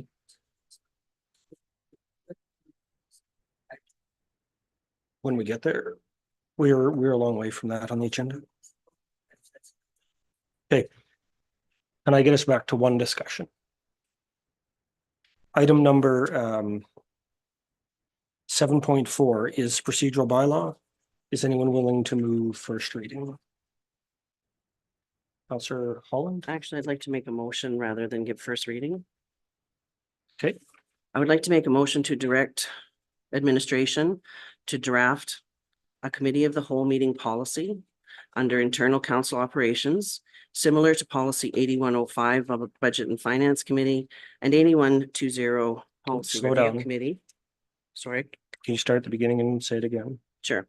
To direct administration to draft a committee of the whole meeting policy under internal council operations, similar to policy 8105 Budget and Finance Committee and 8120 Policy Review Committee that were recently amended under resolution CC 23-654 to appoint the chair and vice chair at the organizational meeting and bring the draft policy to the next policy review meeting.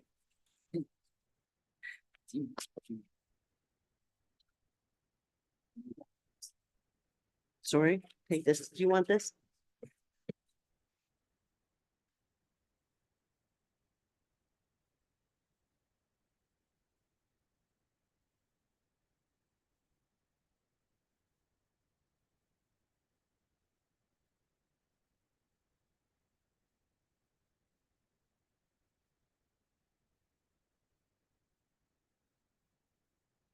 So is a motion proposed to direct administration to draft a committee of the whole policy under internal council operations, similar to 8105 and 8120 that were recently amended to appoint the chair and vice chair at the org meeting and to bring to the next policy review meeting. Is the motion on the floor? Discussion. Councillor Anderson. I believe this, a specific policy related to committee of the whole is not required. We've already written it into our procedural bylaw intentionally when we got rid of Public Works and then created the committee of the whole. So that it was under bylaw and not just simply under policy. So I think that keeping it under the procedural bylaw is the way to go. Further discussion? Councillor Chamzik, the floor is yours.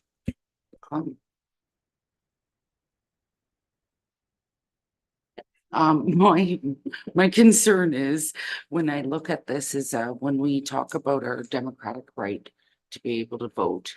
I feel that it's very important. I feel that we have a very great chair right now, and I have absolutely no issues with that. But when I think about the future and future councils, I just feel very strongly in the component of the way things are, I feel should be done.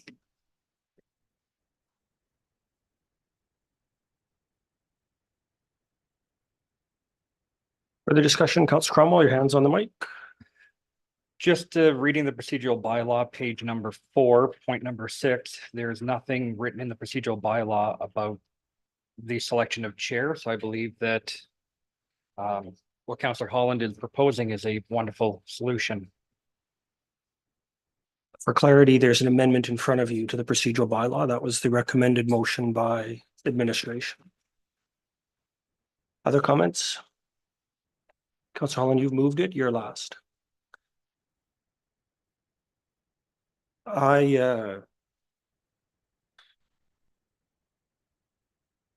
One of the things we've talked about regularly is this call of the chair and trying to create more order to our meetings and predictability. And so I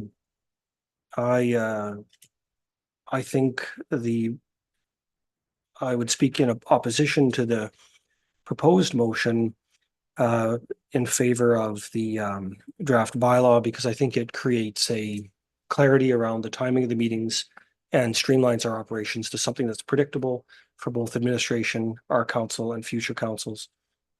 And I mean, you do have the ability to select the chair of the committee of the whole. All of council has that ability when you appoint the deputy reeve. So I don't see there being a conflict in terms of in terms of the democratic ability to pick who chairs that committee. So that's that. So we've had Councillor Kapitanek or Gerlich haven't spoken. Wallach or Mins, do you have a comment? Councillor Kapitanek. I mean, I hate to repeat what's been said, but I think simplifying the process is never a poor thing, especially for future councils. The more work we do for them now, the simpler it will be in the future.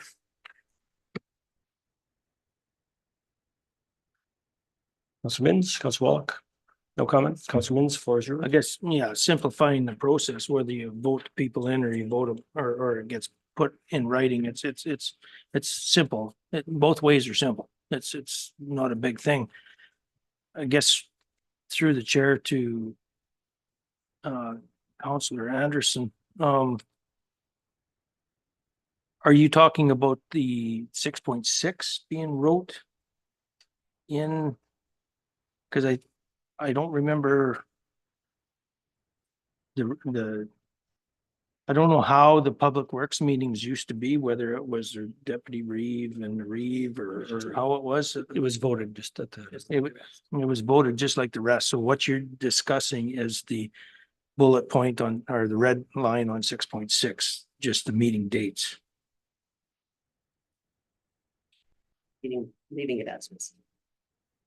Councillor Holland, you want to put your mic on or?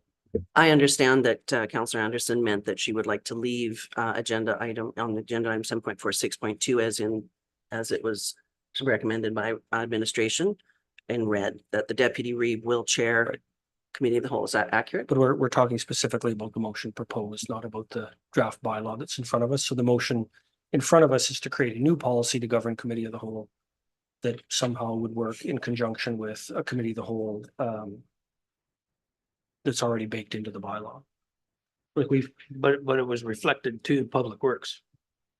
I'm The old sorry? Public Works, it was reflected to the old Public Works Do you wanna Committee. clarify your I comments, was just Councillor? wondering what's reflected to the Public Works Committee. For clarity, the motion on the floor is to create a policy separate of the procedural bylaw that will govern Committee of the Whole.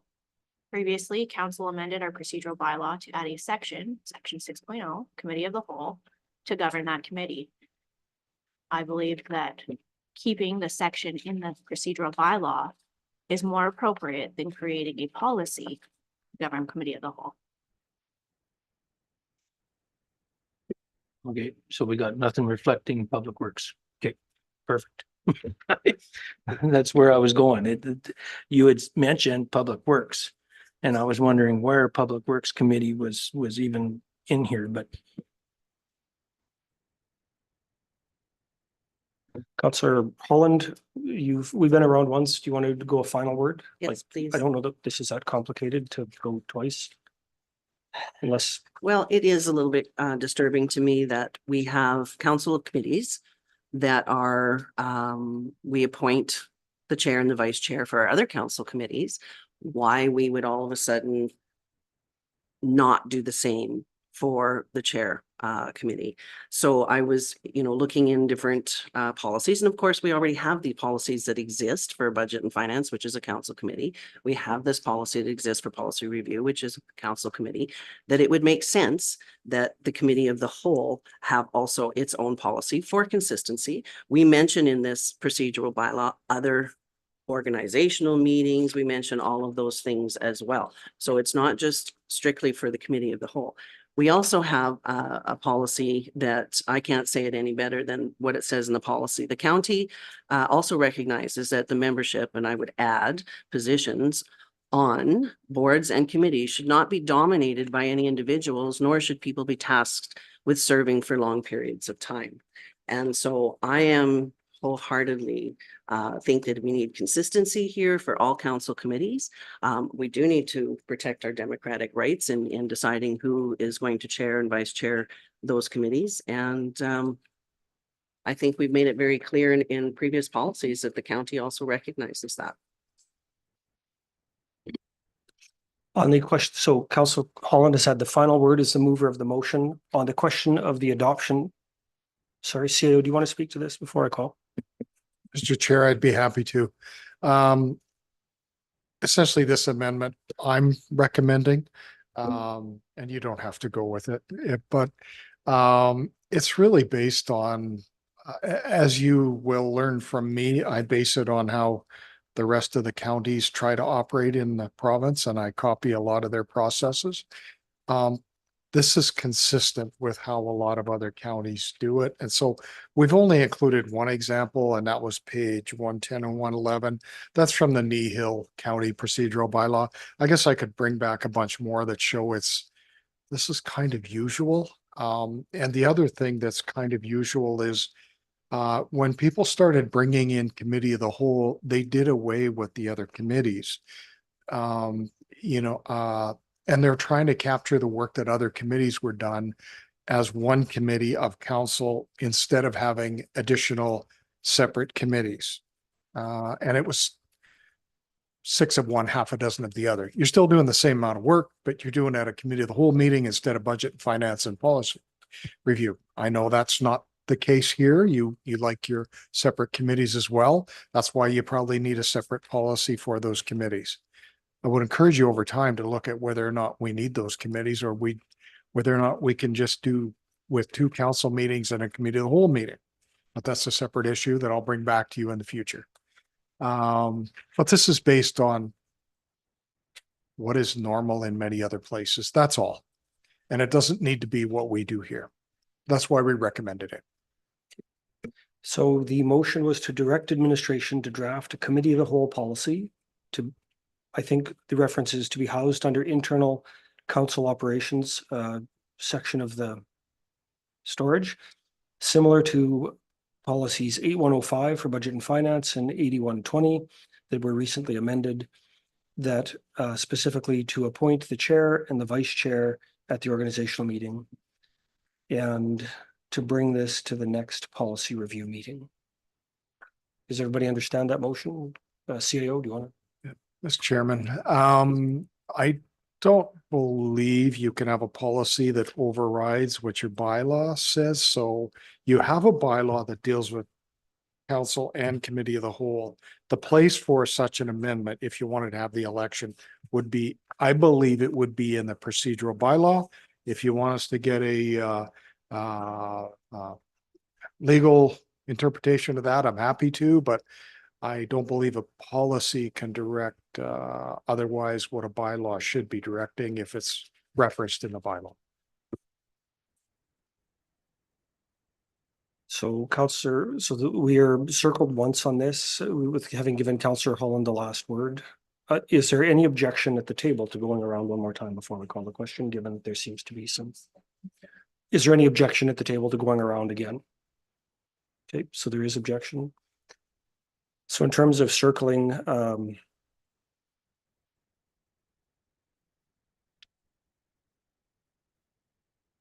we want to seek a motion to, sorry, I'm just thinking, go ahead.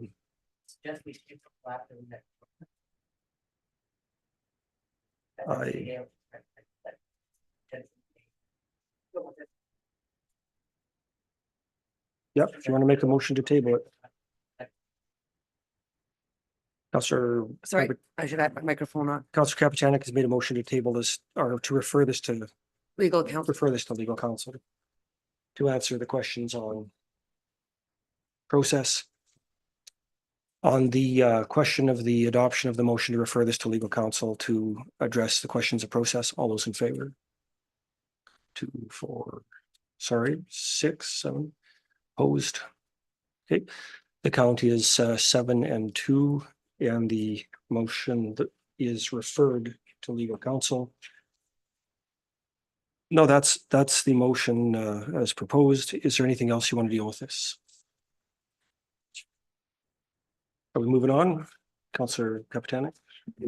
We can also make a motion that bylaw 01720023 be given first reading as presented.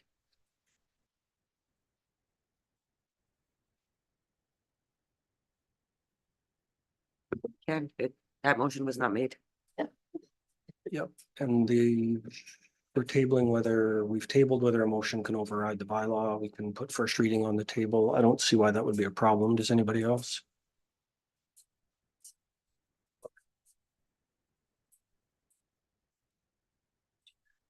Councillor Kapitanek has moved first reading of 0172023. Is there any discussion? Councillor Mittens? Just And just, Can we discuss the bylaw itself? or Yep. not?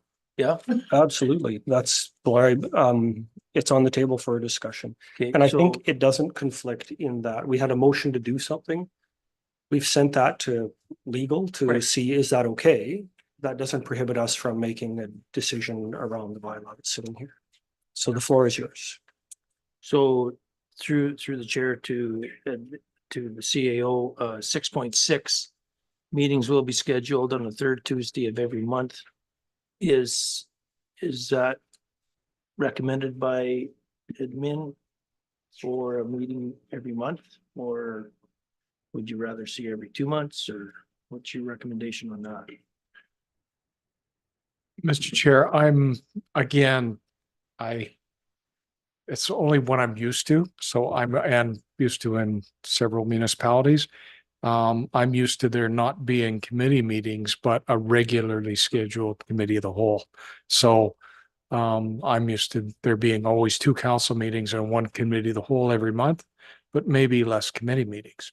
But so that's why we recommended, and I believe it was raised that that's the way we were trending anywhere. So we recommend, why don't we just write it into the bylaws so that it's set, and it but honestly, from an administrative perspective, when there are when you have more meetings that are at the will of the chair, actually it causes us a lot of grief. So I mean, sometimes so this is a self-serving motion. We like predictability, and we know what the deadlines are and we can work to them. It just makes it more efficient for us if we knew that there were 3 set dates every month. And we could work towards those, Mr. Chair. So it remains yours. Thank you for that response. I guess it was a great response. I honestly think this would have been a lot easier to get through if we would have actually sent this to the committee of the whole first, that discussed it openly as we're doing right now, than to bring it to county council and say, it just feels to me, I'm gonna be just frank here, it just feels to me like it's getting slammed down our throats without us even having a discussion about it. And that's why you're seeing, as far as I care, such a big pushback. Now that I see administration and our CAO is actually there's good points to this. And that, to me, should have been discussed at a committee of the whole meeting prior to it going to county council, but that's my thoughts. And I think that's where we're actually getting to stalemate right now is this discussion didn't happen prior. And certainly, admin has the discretion to propose things to us that they think are valuable, and Exactly, but timing is the essence. Where should it be discussed first? That's why we have a committee of the whole meeting, is to be able to openly discuss this prior to it coming to council. My thoughts. moving around the table, Councillor Cromwell, Councillor Holland, comments? And thank you, I guess, and again, thank you as well, CAO for the explanation. I guess the issue still arises though, when it comes to having these conversations. That's what we're supposed to be doing. And we do these in public so the public can hear what we're talking about. In Cal, it is not live streamed. And so therefore, the public does not have the same access as they would in a council meeting. And I believe all discussions should be happening where public are available to hear. And so for me, I struggle a little bit about all these conversations happening in Cal that aren't happening at this table.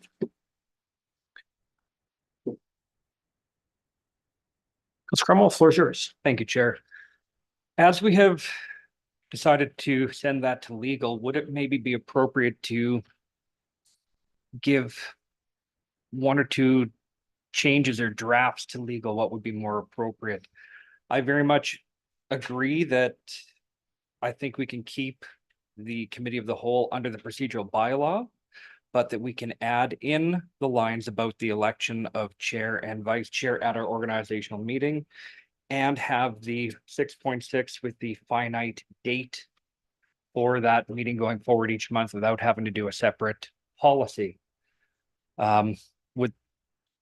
Would that be something that would be appropriate to maybe forward to legal as a draft or an option? And that way it could be a very simple, hey, these are the 2 lines we're adding to our procedural bylaw that cover everything without having to make a standalone policy.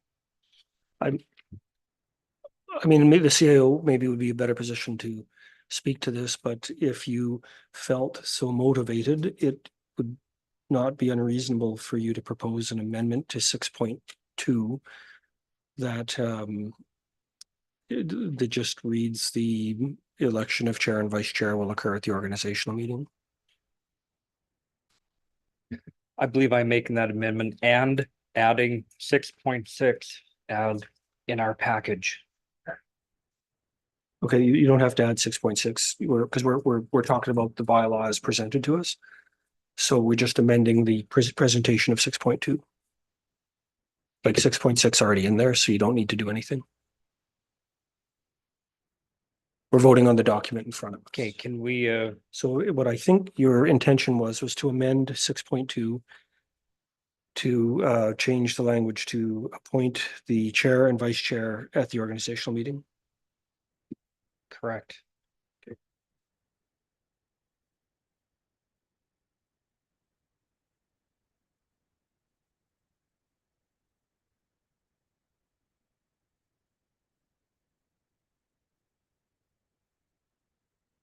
Okay, Councillor Cromwell has moved an amendment to item 6.2 to change, to strike the language and replace it with to appoint the chair and the vice chair at the organizational meeting. Discussion on the further discussion on this proposed. There's basically, this is identical bylaw with two minor amendments to it. That's been recommended by administration to simplify what we do. Councillor Kapitanek, the floor is yours. Yeah, and I believe that the idea of automatically having the deputy reeve take on the responsibility of committee of the whole falls in line with in a kind way saying there is a reason that the reeve and deputy reeve are compensated for the extra time that they spend in service to our community in this council. And committee of the whole can be looked at as the same, if not more work as council itself. And so having those 2 people automatically chair those meetings makes sense to me for the time involved / compensation / they are elected by their peers as ideally the people to best serve those roles. So to take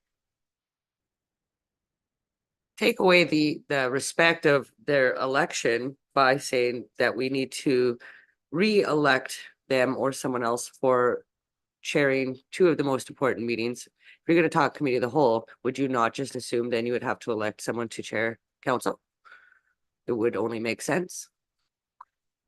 I just think it's extra work. It's no reason. And that's 2 roles that should be served by the 2 people in that position.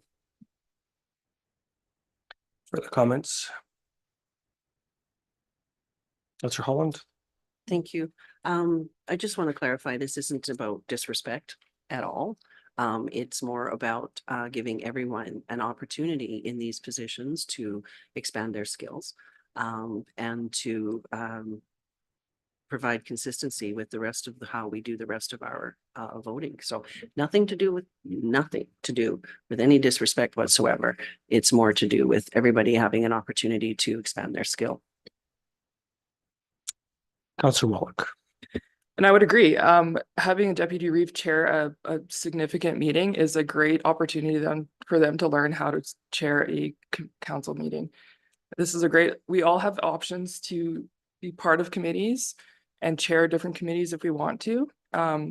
Council and committee of the whole are fairly large, significant committees in our meetings. So giving the option for the deputy reeve to have that seat as the chair gives them the opportunity to learn how to chair a meeting better when it comes to council.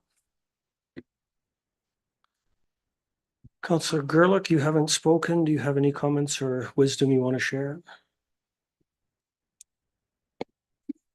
I assume you're responding to the wisdom part. I was just gonna say, you pretty well let me out there when you got wisdom. I'm not a big fan of the cow and the way it operates. in any way, shape or form.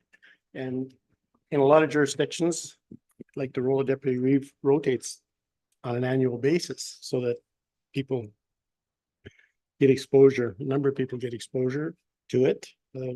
So that there are more people that can provide continuity after an election should people not return. And I don't like the idea of concentrating all of the major responsibilities in the hands of a few. It's something that should move around. I don't know if that's wisdom or.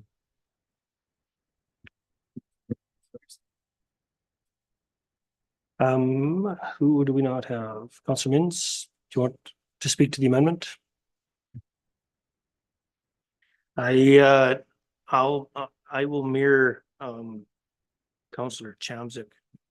A little bit here was stating that honestly, my vote wouldn't change anyway. And because I do like the way Councillor Anderson runs the committee of the whole. The other thing now that I've heard from administration themselves stating why this is a good thing, and with the understanding of that, yeah, I'm okay with it. Councillor Chamzik, you haven't spoken. Did you want to? I definitely do feel torn. Well, of course, you guys have already spoken my opinions on Democratic, right? But hearing that administration do speak about the continuity and the learning process, not thinking about our current deputy, but I mean future deputies, so on and so forth in the future. It's definitely a consideration that I never really thought about at that level of how important that is. I just need a little bit of time to think about it. Councillor Cromwell, you moved the amendment. Councillor Anderson, did you want to address the amendment? Nope.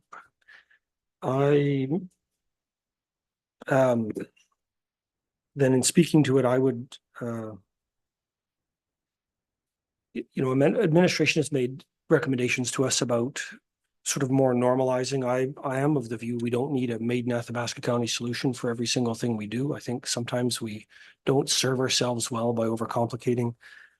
I do think that in terms of the agenda of council, and it's important to take out the individuals involved and really just look at the process and we're not setting up things for ourselves individually. We're setting up a process for the future for our council and those that follow it. So, when you have both council and the committee of the whole, those are the two critical committees that move the agenda of council forward. And you select two council typically, selects a reeve and a deputy reeve and whoever they are. And in order to take council's agenda and keep it moving at the rate council wants it to happen through the bylaws and instructions and things that those rules are told to do. So I would speak against the amendment in favor of administration's recommendation. I do think that you have, the election of the chair and the deputy reeve at the same time is not inconsistent with how we do things. We do have other committees that, that we do elect the chairs differently, and that's fine for them. Some of those we may keep, some of those we may make different choices on. But there are lots of other opportunities through all the organizations we sit on. And I think there's like, let's say 25 or 30 committees around the region that we are members of. And so as it relates to the amendment, I would be opposed to that. And I would accept the recommendation of administration because I think we need to get away from making things more difficult to less. Now, Councillor Anderson, you have said no. Councillor Cromwell, do you want a brief concluding remark before we move to calling a question on the amendment itself? Thank you. You know, Reeve, you made some great points about as you were talking there. And so did everyone when we were talking about the need for, you know, continuity and doing things in an appropriate way but still the need to have that election. And what does it take during our org meeting? 2 to 3 minutes for the selection of chair and vice chair. I don't think that's a big ask, even when we're doing a Reeve and deputy Reeve. The ability for this to be vote and open, and realizing that administration has just made the statement of, you know, possibly bringing back the dissolution of budget and finance, policy review, moving to one committee, and how important it would be to have something where more than 1 or 2 people can have a contribution is vitally important to our organization. So in the fairness of transparency, of good governance, I think you need to vote in affirmative of this amendment so that everyone has equal opportunity and we are not keeping things from everyone else. Oh, can you define that? That's an accusation Allow that I me, no, object. allow me to define then. Not keeping to everyone else, allowing everyone to have equal opportunity to rotate through the position of I would chair and ask an deputy apology chair. on that. Counselor Anderson. Thank you. I absolutely take that as a personal slight from you and a personal attack, and I don't appreciate that at all. None was meant at all. I would also be really concerned if at any point council elected a deputy Reeve who's not worthy of chairing any committee, as we have right now. And if this amendment was to pass, your deputy Reeve has no duty to chair any committee.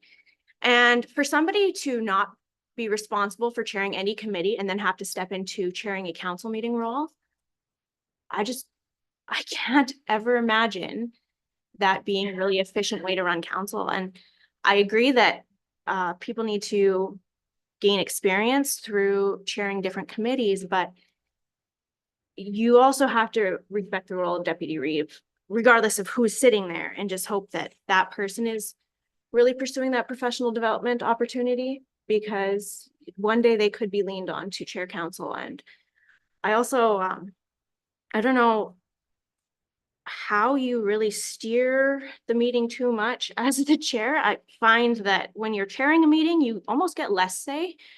And sometimes that puts you in a harder position. I think that the members sitting around the table get a lot more say than the chair some days, and I just completely opposed to the amendment. There's an amendment on the floor to appoint at the org meeting, the chair and vice chair, sorry. To appoint the chair and vice chair of the committee of the whole at the organizational meeting. That's an amendment to item 6.2. All those in favor? Opposed? Ellie, how did you vote? Can we have that again in favor?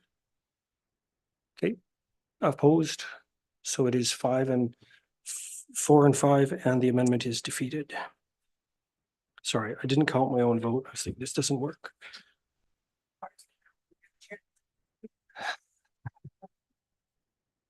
Okay, so there is a proposal to put first, there's a motion to put first reading of 017-2023 on the table. There is obviously 2 more readings to have discussions on this issue. Councilor Anderson? Yeah, just for clarity, if we passed first reading but declined second reading, then the amendments are not imposed, correct? Right. So we can pass first reading and then wait for the legal opinion Yep. Of the other about the stuff. policy Yep. before we consider second reading? Yep. Okay, thank you. So you can move this advanced one step without actually engaging the bylaw itself by voting in favor of first reading. Again, with 2 more readings to come. As we can do this all again next time, and the time after that. Is there further discussion on first reading of bylaw 017-2023? Seeing none, on the question of the adoption of first reading of 017-2023, all those in favor? Opposed?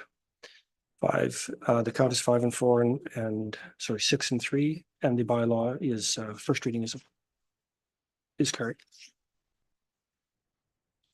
Lunch is here. Why don't we break for, how long would be suitable, folks? 20 minutes or 15?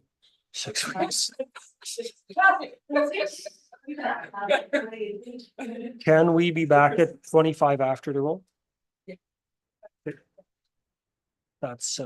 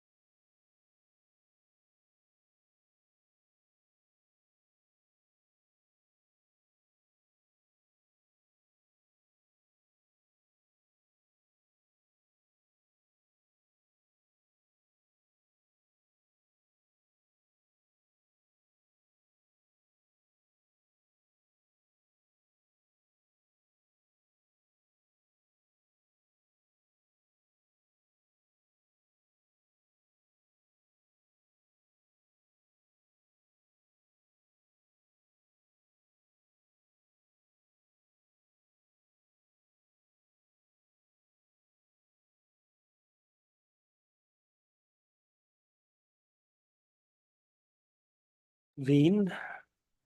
Are you ready, Jordan?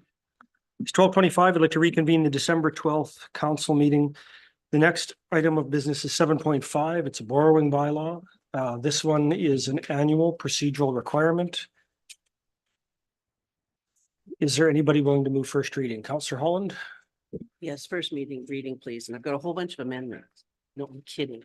I was gonna make a comment about, but I thought it would be in bad taste.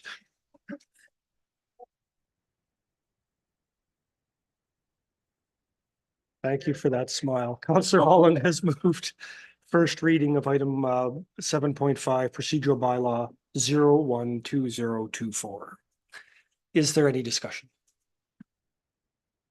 Seeing none, on the question of the adoption of first reading of 012024, all those in favor?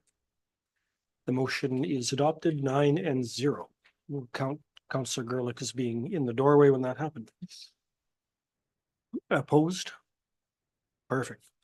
Is someone willing to move second reading? Counselor Cromwell has moved second reading of 012024. Is there any discussion on that matter? Seeing none. On the question of the adoption of the motion to move second reading of 012024, all those in favor? Opposed? And the count is 9-0. That motion is adopted. Is someone willing to seek unanimous consent? Counselor Anderson, is there unanimous consent of council to move to third reading? All those in favor? Opposed? The count is 9-0. Are you in favor or opposed? The count is 9-0, and council has provided unanimous consent to do 3 readings in one meeting. On third reading, I think Councillor Gerlich wants to move that. It's just a bit anxious there. Councillor Gerlich has moved third reading of 012024. Is there any discussion? It's the last chance. On the question of the adoption of the motion to approve third reading is 012024, all those in favor? Opposed? Count is 9-0, and third reading is approved. We have, Councillor Holland, you added 8.1 to the agenda. Did you want to move a motion?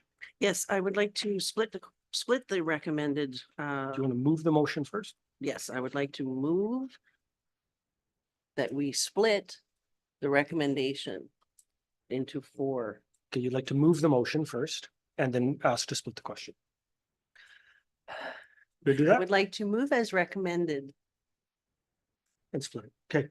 So we've got a recommended motion by administration. We're going to split that into 4 distinct propositions. Is there any discussion? Councillor Holland, the floor is yours since you moved the motion. Oh, I have no discussion. I'm just would like to move forward with the voting. Okay, is there any discussion from anyone other than Councillor Holland?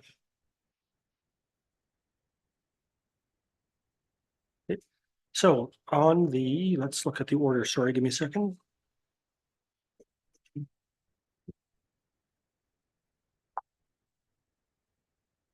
So our, I'm going to speak to this one then.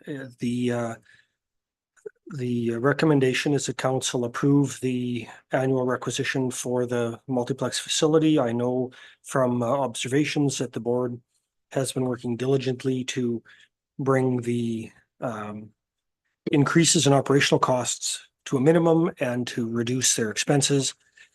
Also, they've done some future planning around the just the projections for future years.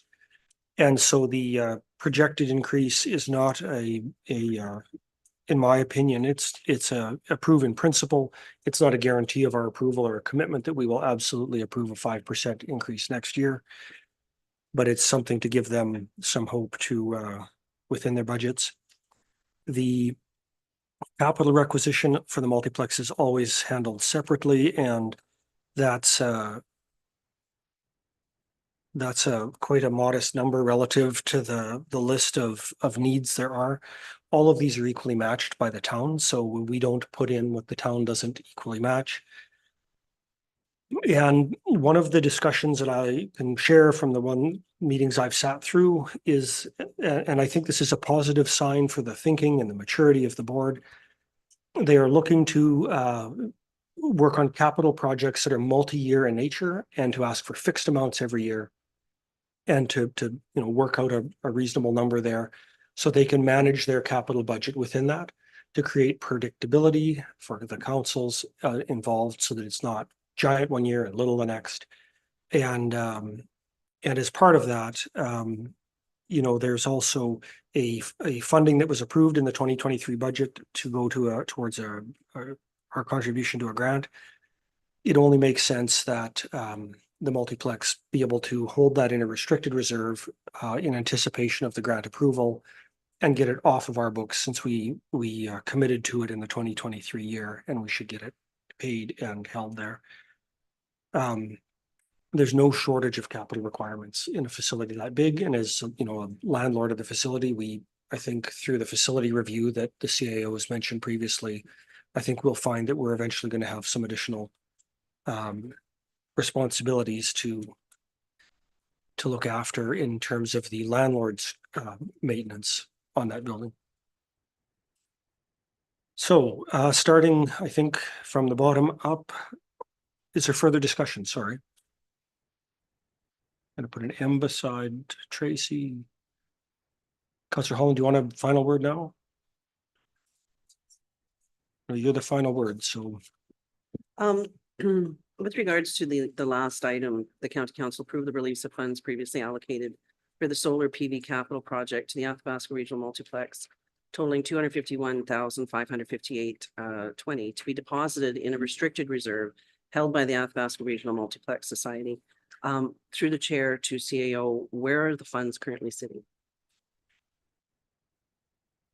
CAO? In our bank account would be my guess.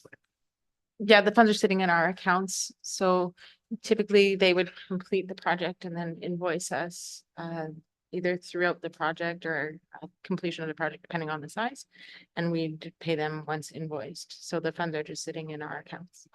And that's a system that I would interject. I think they're trying to get away from so that they can plan a fixed amount to say, we get a little surplus this year, we have a bigger project next year, we're going to have a few dollars extra that we'll save in advance of that so that it's not this whipsaw for the councils. I struggle with that. If there is a particular capital project, there is a total here. I believe that it should remain in our accounts where the county is able to continue to earn interest. And when that project, the solar PV project, is complete, then that again, they follow the proper process. So I'm not in support of just transferring it now without that project being complete. You didn't ask to speak. On the question of the adoption of the motion that the council approve the release of funds allocated for the capital project to the multiplex totaling $251,588 to be deposited in a restricted reserve at the multiplex. All those in favor? Opposed?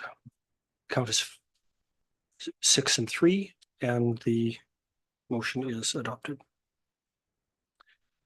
On the question of the adoption of the motion that county council approve a capital requisition from the Multiplex Society of $95,000 for the 2024 capital budget, is there any discussion?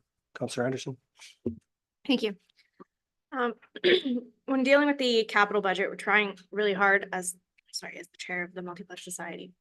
The board is trying really hard to create more predictable funding requests rather than, 1 year could be a Zamboni for an astronomical amount. We're trying to really hard to plan long-term strategy.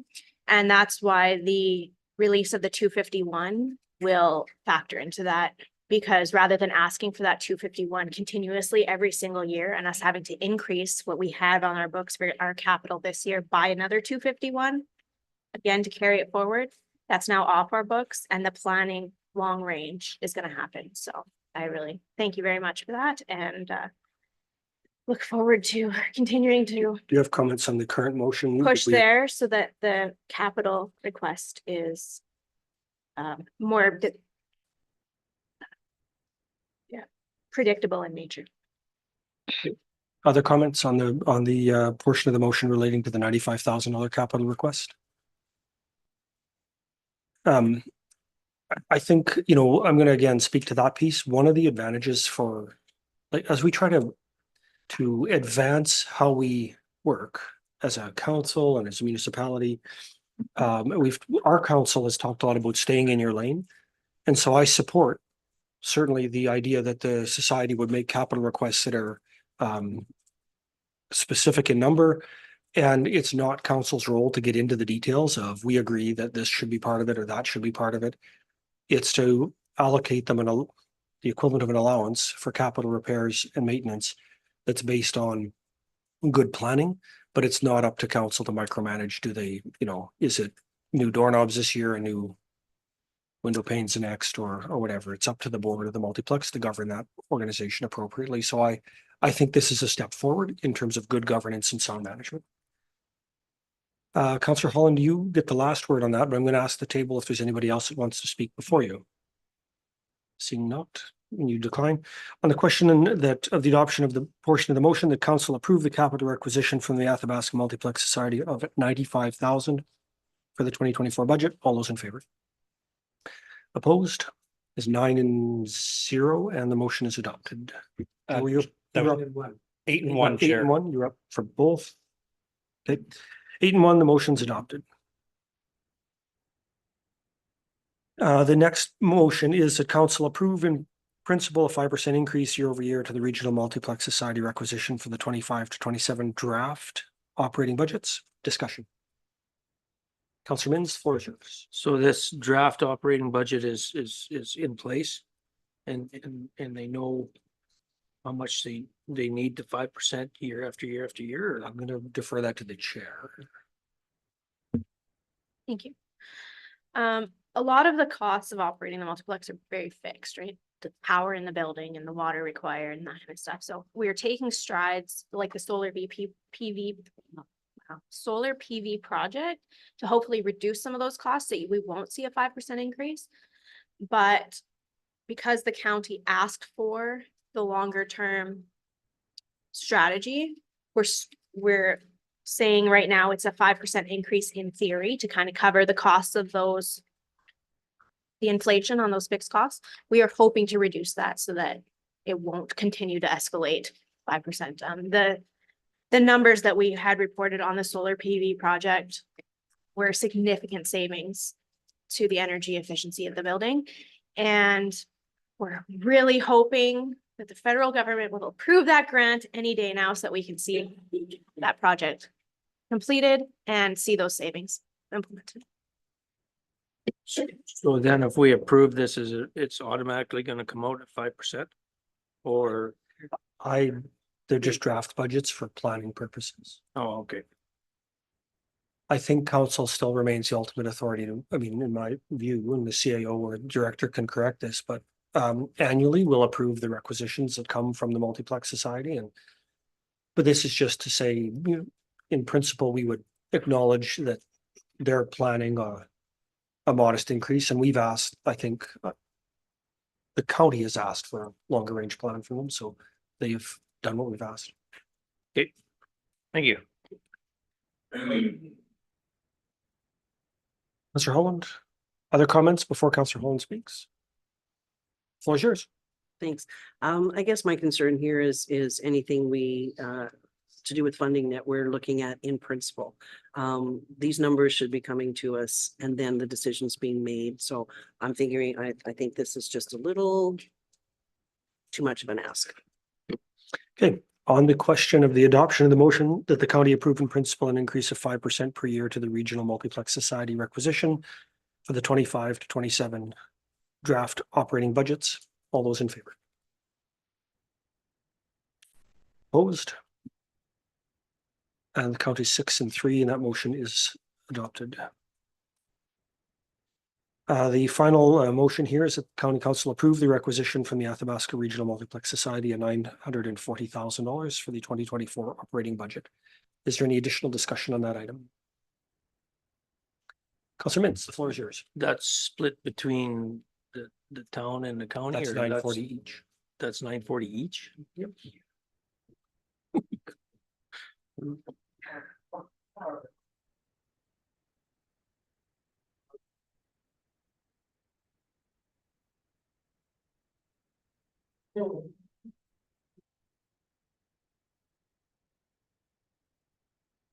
Any additional comments? Counselor Holland? Given that no one's racing to put their hand up, I'll let you Thank you. close. This amount is hard to swallow. I find it.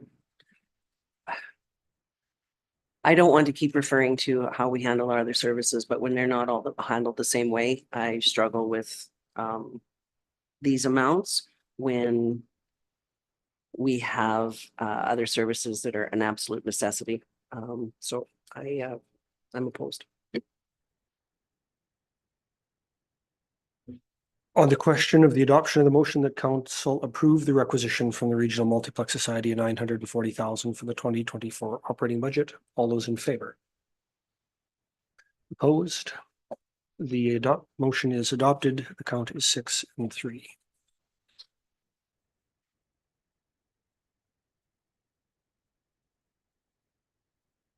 The next item is Councillor Wallach. You added 8.3, the multiplex AGM voting member. I would like to make a motion that council appoints Councillor Kapitaniak as a voting member for the Multiplex Society AGM on December 18th, 2023. Councillor Wallach has moved. The council appoints Councillor Kapitaniak as the voting member for the Multiplex Society AGM on December 18th, 2023. I think the background is in there. The Multiplex Society has 2 members. One is the town, one is the county, and each organization needs to appoint 1 individual to act as their voting representative. So this is really a housekeeping item to comply with the bylaws of the Multiplex Society. Is there any discussion? Councillor Holland. I'm not sure if a reason can be obtained, but since we mentioned earlier, the duties of the deputy reeve are greater than councillor. I'm just curious why these have been.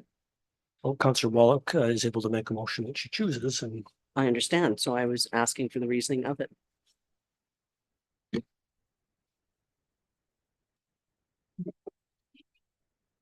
Councillor Anderson, do you want to speak to that? Thank you. I'd like to speak in favor of the motion. As the chair of the Multiplex Society, I'll be chairing the meeting. So it just streamlines things a little bit easier to have 1 member from the county and 1 member from the town who are not chairing the meeting as the voting members. So thank you. Additional comments? Seeing none on the question of the adoption of the motion to appoint Councillor Kapitaniak as the voting member to the Multiplex Society AGM on December 18, 2023, all those in favor? Opposed? The count is 9-0, and the motion is adopted. Congratulations, Councillor Kapitaniak. You have. Right. Councillor Anderson, we're at 8.3. You added this to the agenda. Thank you. I'd like to make a motion to direct administration to provide a report outlining council's role in the Rochester School viability analysis. Councilor Anderson, can you repeat that? Direct administration to provide a report outlining council's role in the Rochester School viability analysis.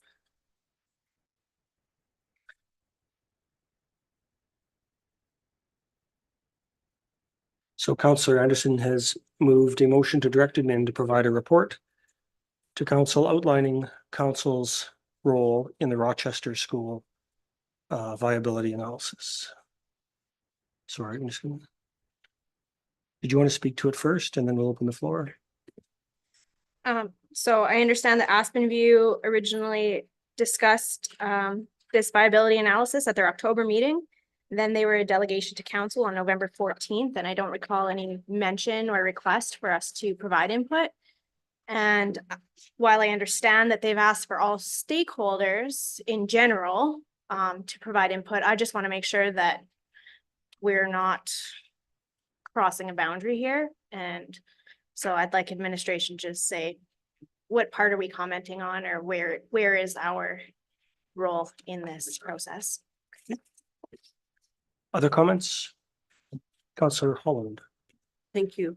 I guess I'm a bit confused as to with regards to our role in the viability study. The Rochester School Viability Information for Stakeholders document that Aspen View sent out is requesting all stakeholders' input. And for that matter, if you would like to have a meeting with superintendent, that that is also possible. I believe personally, that council's role is to ensure that our hamlets and the schools within them are functioning for our communities and that they are an extreme asset to our hamlets. So for me, I'm concerned, of course, with the consideration of Rochester School closing and how that impacts our hamlets and our county. And I believe as a counselor, our role is to ensure that we do the best that we can to maintain safe communities that are functioning and producing for what they have. Other comments? Do you want the motion repeated? Councillor Kapitanek? Okay. Are there any other comments at the table? No. Councillor Gerlich? Well, I think that in most cases, ratepayers of the area would consider it an obligation of the municipality to represent them in a situation like this, because it has a detrimental effect on the community and the taxpayers. It affects probably land prices, a number of things in the area. And I know I've talked to a number of parents that said, well, if the school was lost, they probably would revert to homeschooling and things like that. And I don't think that's a positive thing for children. And the parents that are sending their children there are strongly in favor of supporting it. And I certainly think it would be the obligation of the municipality to assist wherever they could.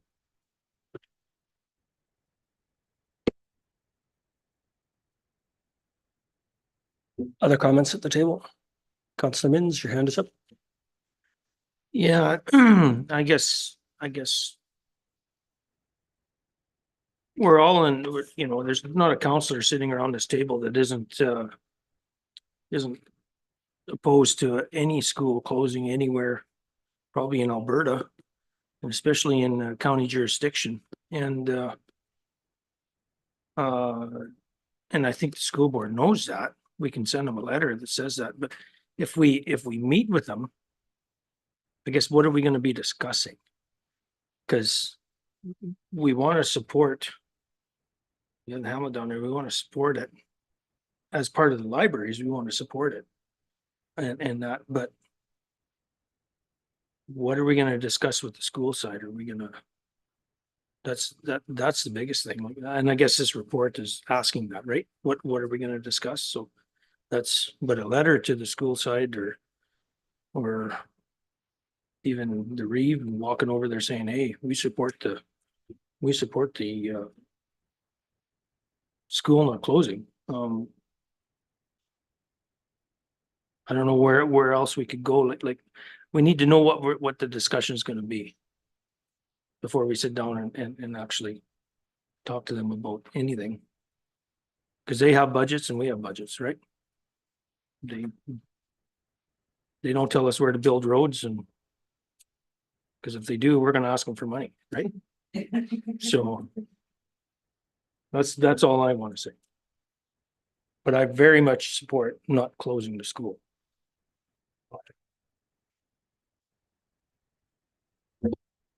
Why not? Why would you close a school other than if you're not making money or if it's costing you too much money, right? It's nobody is sitting around this table is going to say that let's close the school. It'd be suicide. Councillor Wallach, the floor is yours. I guess if it's my understanding, Councillor Anderson's motion is to bring back kind of where we would stand and like what we could lose potentially. We make a lot of speculations on this table with this topic that it could decrease land values or do something, but we actually don't know that. So I would like to see some kind of actual facts on that, if that could come back to us. Other comments, Councillor Cromwell or Janik, Chamzik, Councillor Chamzik? I do think it's really important that we do see some sort of facts, also remembering that as they are elected officials, that as we are staying in line, like Councillor Mins also said, but I personally will always be an advocate for small rural schools, but that's also not my role personally at this table right now. Councillor Cromwell, did you want a word, or Councillor Kapitanek? No, thank you. I think, you know, we obviously recognize that schools are critical and important to communities, whether it's Smith or Grassland or Wandering River, and some are by necessity and some aren't. But we are being asked to take a position not by Aspen View. They actually haven't asked us anything yet. And so I think to do so without having that complete picture isn't okay for me. And so I think this is an important conversation for us to engage in, but I think it would be critical in my mind that we understand what our lane is, how we respect those boundaries. And so I support the motion to have admin provide us a more fulsome picture of this before making any committed decisions. We've been around once. Is everybody okay going around twice? Pardon me? Go ahead. Thank you. The feedback that we've been requested, all stakeholders who have been requested, is to share with the Board of Trustees prior to January 25th, 2024. Is through the chair to the CAO. Is that possible for administration to provide what the motion is requesting prior to January 25th, 2024? This has been on the books since April or October 26th at least at Aspen View's end. So there's been plenty of time to have this here. Like I think being asked to rush a decision because it showed up in December isn't like, do you have the capacity to present this back to the January meeting? Mr. Chair, yes. We can present an RFD on your role in advocacy of those matters, or legal boundaries, not role. The role is up to you, but we'll provide some advice about your legal boundaries on it. And that was kind of my concluding comment there, was that we get the information from admin on how we respect those boundaries. Now, Councillor Cromwell has declined. Councillor Kapitanek, do you want to speak? Councillor Anderson, do you want a final word? Okay, on the question of the adoption of the motion for administration to provide a report to council outlining council's role in the Rochester School viability analysis. All those in favor? Opposed? Sorry, Councillor Holland, I missed how you voted. In the positive, so we're 9-0. That motion is adopted.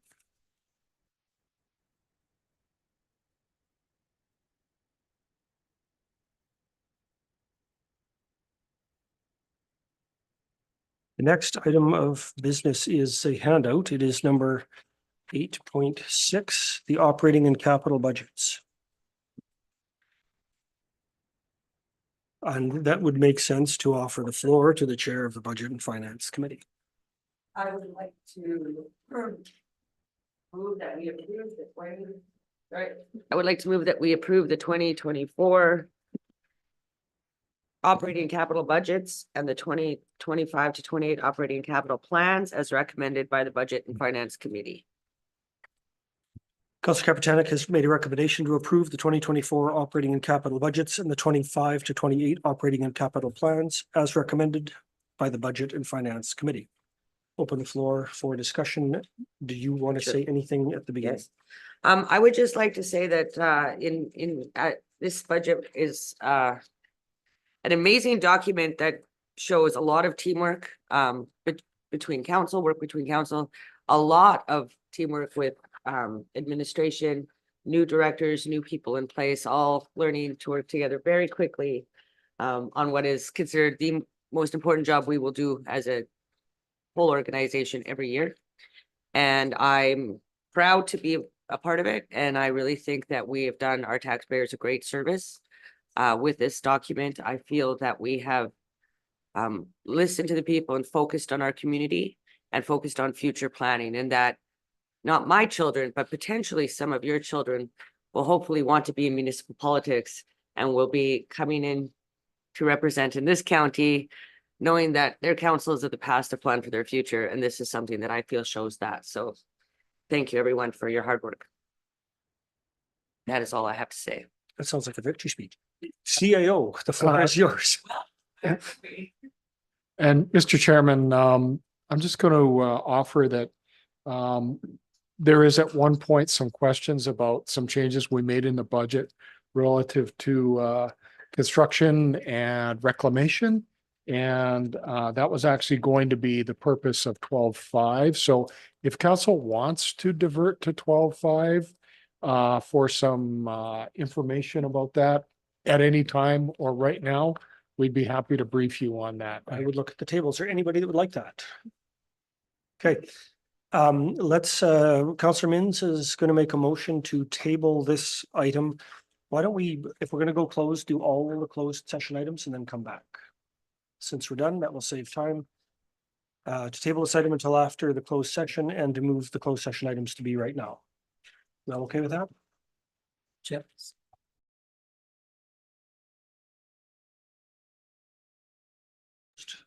9-0.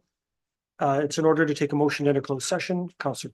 Point of clarification, please, Reed. Yep. Did we accept for, do we remember to accept the RCMP presentation? That was part of the consent agenda. Thank you. I did not write that one down. It had a super clear recommendation, so we just, that one. went Thank through. you. And then motion to go into closed. Counselor Cromwell has made a motion to enter closed session. All those in favor? Opposed? We are 9-0. The motion's adopted. Cole, I wouldn't go too far if you want to be present for the rest. Yeah, but boom. Maybe. You may have time to run to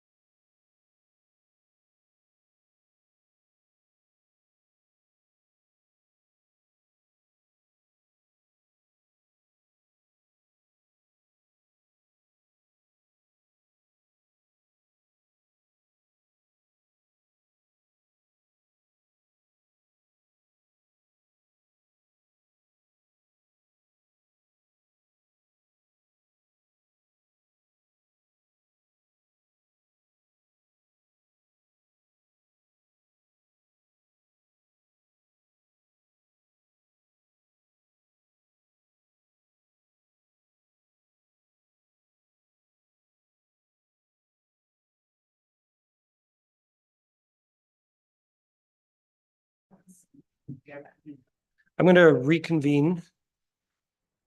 We're ready to go, Jordan. So it's 25 after 2, reconvening the December 12th council meeting after a recess. We've come back from closed session. There are a number of motions to be made. Councillor Wallach has, go ahead. I'd like to appoint Leah Olson for the ASB board member at large. Councillor Wallach has moved the appointment of Leah Olson as a member at large for the Ag Services Board. Discussion? Seeing none. All those in favor? That is 8-0. Any opposed, rather? 8-0. The motion's adopted. FCSS, Councillor Kapitanek. I would like to make a motion to appoint Shannon Smith as a member at large to FCSS for a 3-year term. Councillor Kapitanek has moved that Shannon Smith be appointed as for a 3-year term as a member at large to FCSS. Any discussion? Seeing none. All those in favor? Opposed? And the motion is carried, adopted 8-0. SDAB, Councillor Cromwell, you were going to make a motion. Which was, Thank you. I'd like to make the motion to table appointment to the Intermunicipal Subdivision and Appeal Board until after February 28, 2024. Councillor Cromwell has moved. We table the appointments to the intermunicipal SDAB until after the 28th of February 2024. All those in favor? That is opposed? That's adopted 9-0. Just as a reference, tabling motions are non-debatable, which is why I didn't ask for discussion. 12.2, Councillor Mintz, you wanted to make a motion regarding Alice. To appoint Kelly Olson as member at large. Is that what you said? For a 3-year term? No. Just as a member at large. Okay. I think gets looked at every year. The Councillor Mintz has moved that Kelly Olson be appointed as a member at large to the ALUS board. Any discussion? Seeing none, all those in favor? That motion is adopted. Councillor Mintz, you were going to make a motion regarding a lease agreement. Was I? Yeah, you had told me that you wanted to make a recommendation to approve the lease agreement with the Athabasca River Runners, subject to them obtaining a $2 million liability. Great. Perfect. Did I get that right? Yep. Is there any discussion on that? Seeing none, all those in favor? Opposed? Count is 9-0 and the motion is adopted. Then we are at 12.4, Councillor Anderson. I'd like to move that the county council authorize the Reeve and CAO to enter into an agreement with the town of Athabasca regarding recruitment, transitional housing, and commit up to $175,000 in funding, subject to the following. Amend the agreement to allow flexibility of tenancy for recruitment purposes. Amend the agreement to require information sharing between the town and county relative to tenants' proposed annual budget and quarterly financial statements. Councillor Anderson has made a motion that council authorize Reeve and CAO to enter an agreement with the town regarding the recruitment and transitional housing and commit up to $175,000 in funding, subject to amending the agreement to permit flexibility of tenancy for recruitment purposes, amending the agreement to require information sharing between the town and county relative to tenants' proposed budget and year-end statements, and to require quarterly financial statements. Is that what you had said? Sorry, and to require quarterly financial statements. Any further discussion? Seeing none, on the question of the adoption of that motion, all those in favor? 1, 2, 3, 4, 5 opposed. The count is 5-4 and the motion is adopted. That's 12.5. 12.5 is Councillor Mintz. I had you making, so I had, you want to make that motion?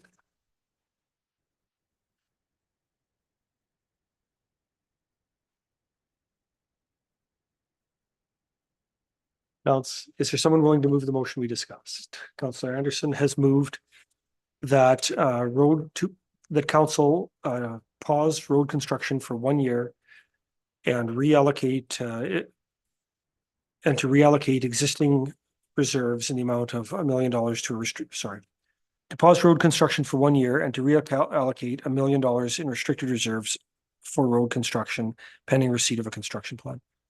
to reallocate from existing reserves $1 million to restricted reserves for road construction pending receipt of a construction plan. What's that? It's what's written here. I'm having trouble reading it.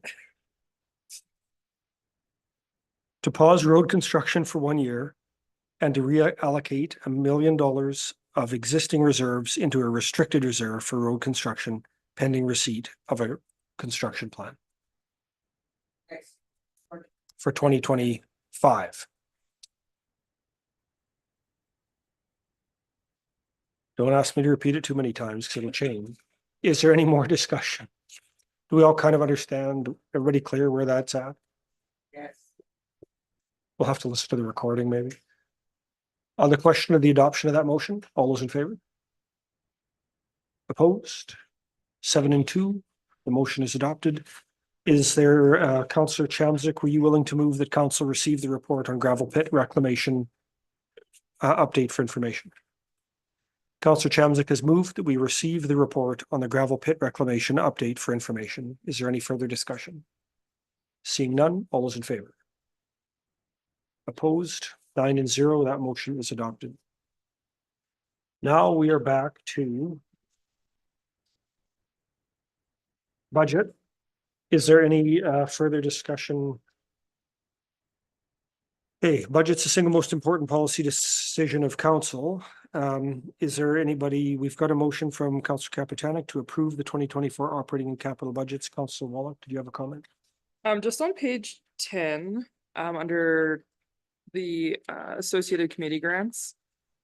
Just for clarification, the doctor recruitment retention program at Athabasca, is that supposed to be 5,000 instead of 16,000?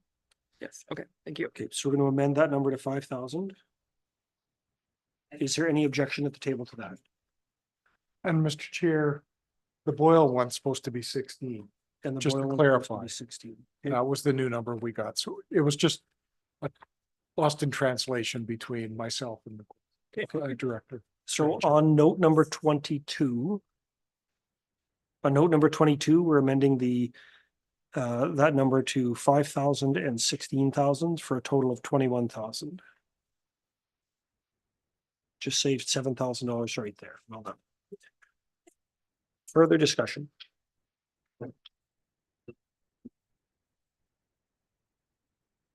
It is possible, I will remind all council too, that we can still make amendments in the future if we need to and new info comes to light. Councillor Holland, the floor is yours. Thank you. If this passes today, this is what our tax bylaw is going to be based on? No, if we don't amend it, then this would be based on the amount that we would requisition in taxes, yes. Okay. But it's possible later, like we have to produce a budget by December 31st of some kind. The idea of in the past doing, you know, an interim budget that's 50% of something or like we've done, in my personal view, makes no sense when we have something that's probably 99% of where we want to be.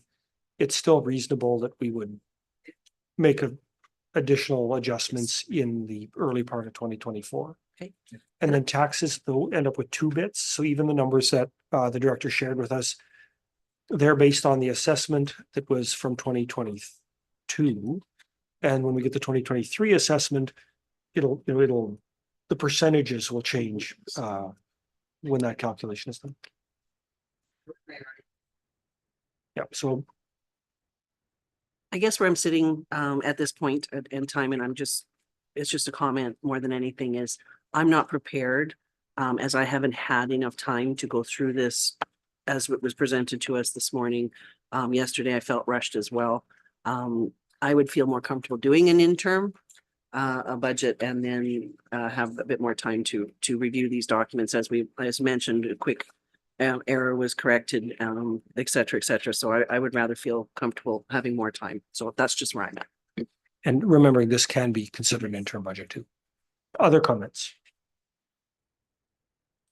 I want to, while you're thinking about that, commend, all of my colleagues on the forward planning contained in this document that relates to some of the reserve fund we're starting to set money aside for the long-term planning of these unfunded liabilities for the fire service stuff. I think compared to what we had in year number one, this is a massive leap forward and, you know, we'll continue to, I expect this to be a better process next year too. Is there any more discussion on budget? Seeing none, there is. So yeah, I'd like to thank you very much for all the great work put in this. I know it can be unbelievable the amount of work that goes into these. So, we can make this an interim budget? And how do we? All budgets are, in my opinion, all budgets are subject to revision later, so I don't think you have to do anything in particular except come back to it in the spring with something different if we needed to. I guess the biggest, how do we come back? Does it take a 2/3 vote to come back and look at the budget again or? Admin is shaking their heads. I don't know. Budgets are done by motion, I would think probably, but I can't see why, with compelling reasons to come back, why we wouldn't. Yeah, Mr. Chairman, there are some places they call it interim budget every December, every year. And it absolutely needs to be refined before that and final budget and when you set the mill rate. But generally you come back a couple of times to review as you get new information. We don't even get our assessment information till the end of February and all the other requisitions, right, from other partners. So you don't have a total budget till at least March. So if you want to review parts of it, you can do it at any time if you want to review the whole thing. So I think we've got lots of opportunities. Councilor Gridlock. I've always been concerned that there's seem to be a number of issues that never, ever seem to get on the radar. We'll be talking about, and as we were going through this process, we brought a number of items up and they're being looked at. We've gone so far with this and we're working on this and we're working on that, which I find extremely encouraging. I feel much more comfortable than I ever have in the previous couple of years. And I'd just like to say thank you for that.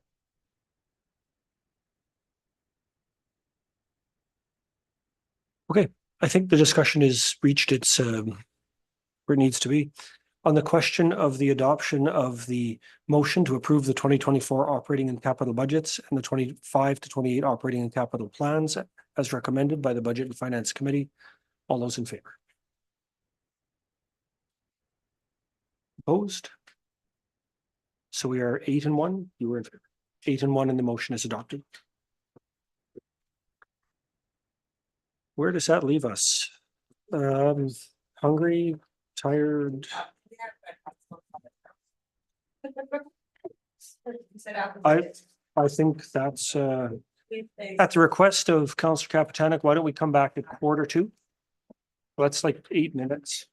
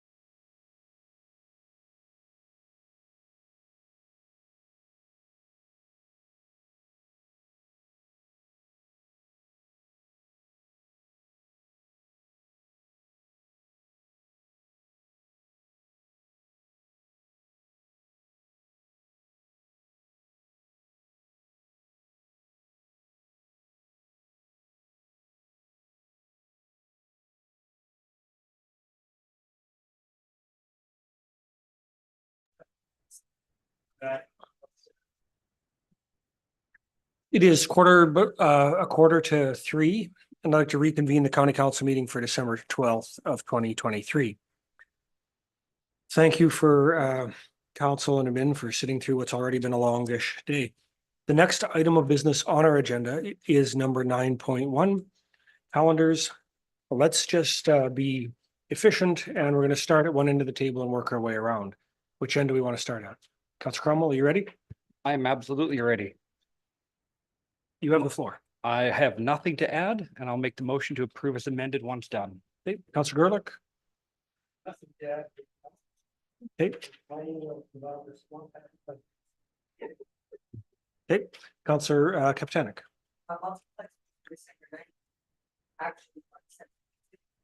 Ooh, whoops, that's a good one. Move over there. Okay, moving the multiplex from the 19th to the 18th.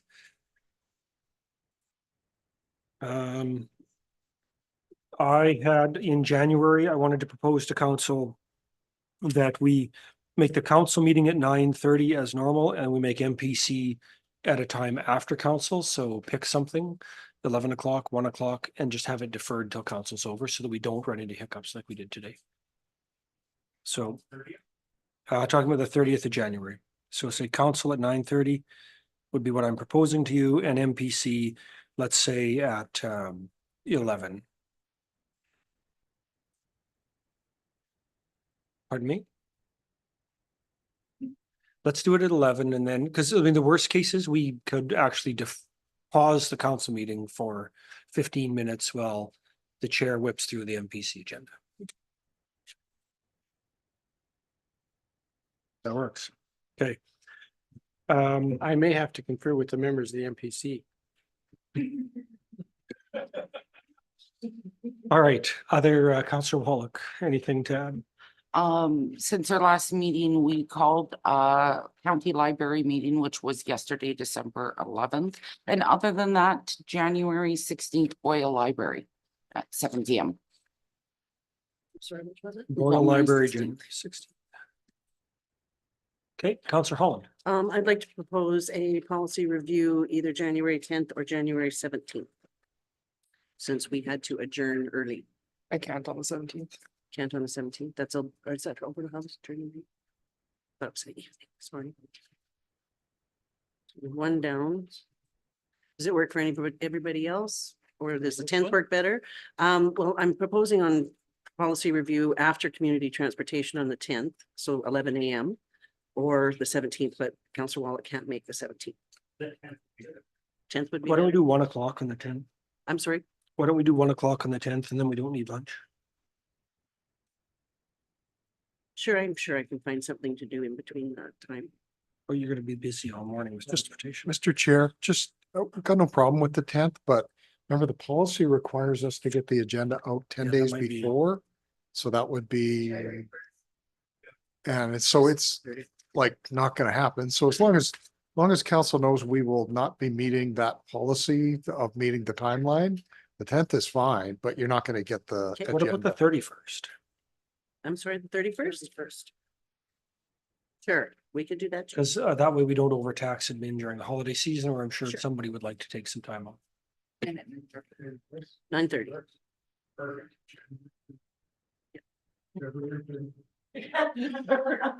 What day? I'm sorry.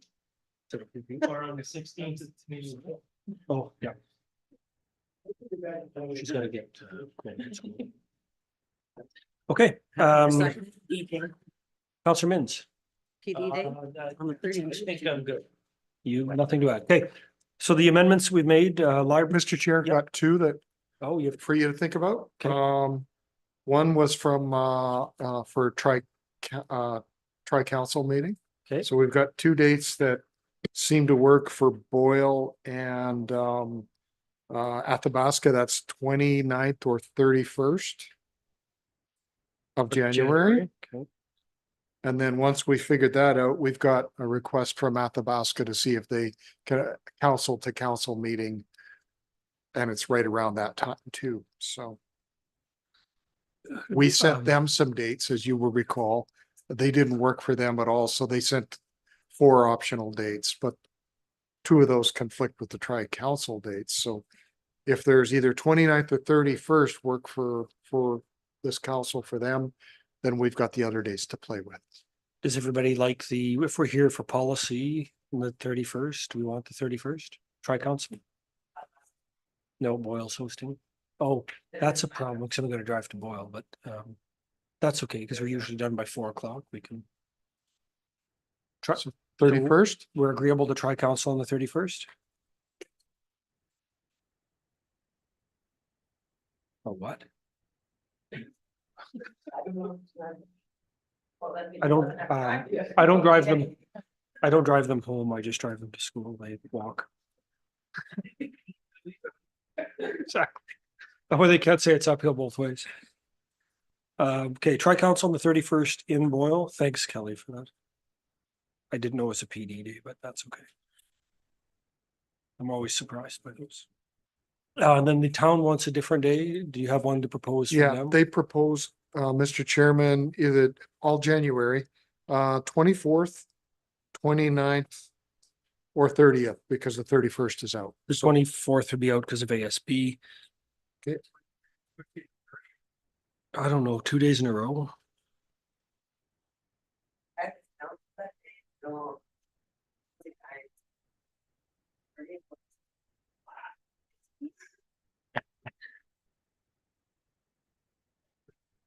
I mean, the 30th is actually quite convenient for me, but it's just gonna be it's 2 days in a row, so.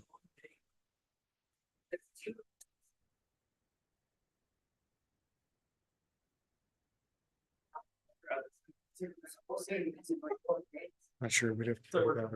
Oh, okay, so Tuesday works for you? What's that? So it sounds like the 30th works for almost everybody. Is there anybody that objects to the 30th? We just have to. Right.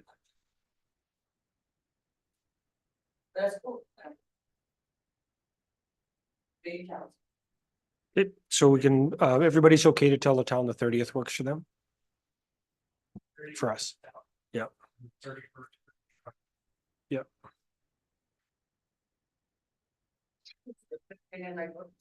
Only one. Is there any reason why we can't meet with the town prior to the tri-council meeting? And put it all in one evening? Pardon? They have Well, I'm grounds. saying, but just prior to, I mean, how long are we going to meet with the town that we couldn't give half an hour, 3/4 an hour, and then carry on? Only thing is it might go a little bit longer. Well, we haven't seen the agenda, so I'm just thinking if we combine the two, it would just be easier. I don't mind them buying us lunch. You what? I don't mind them buying us supper though. No.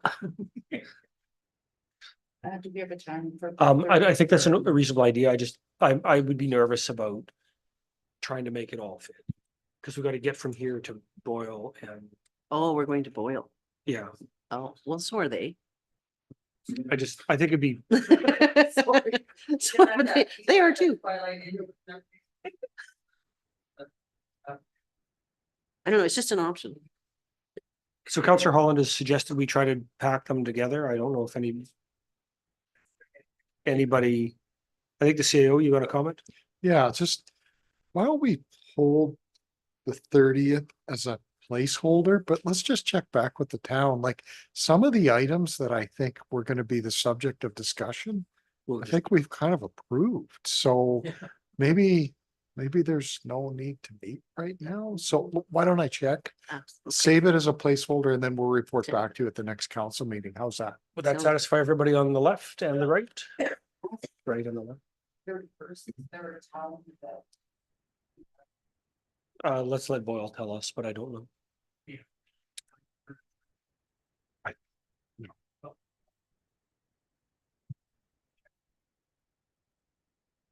Oh, yeah.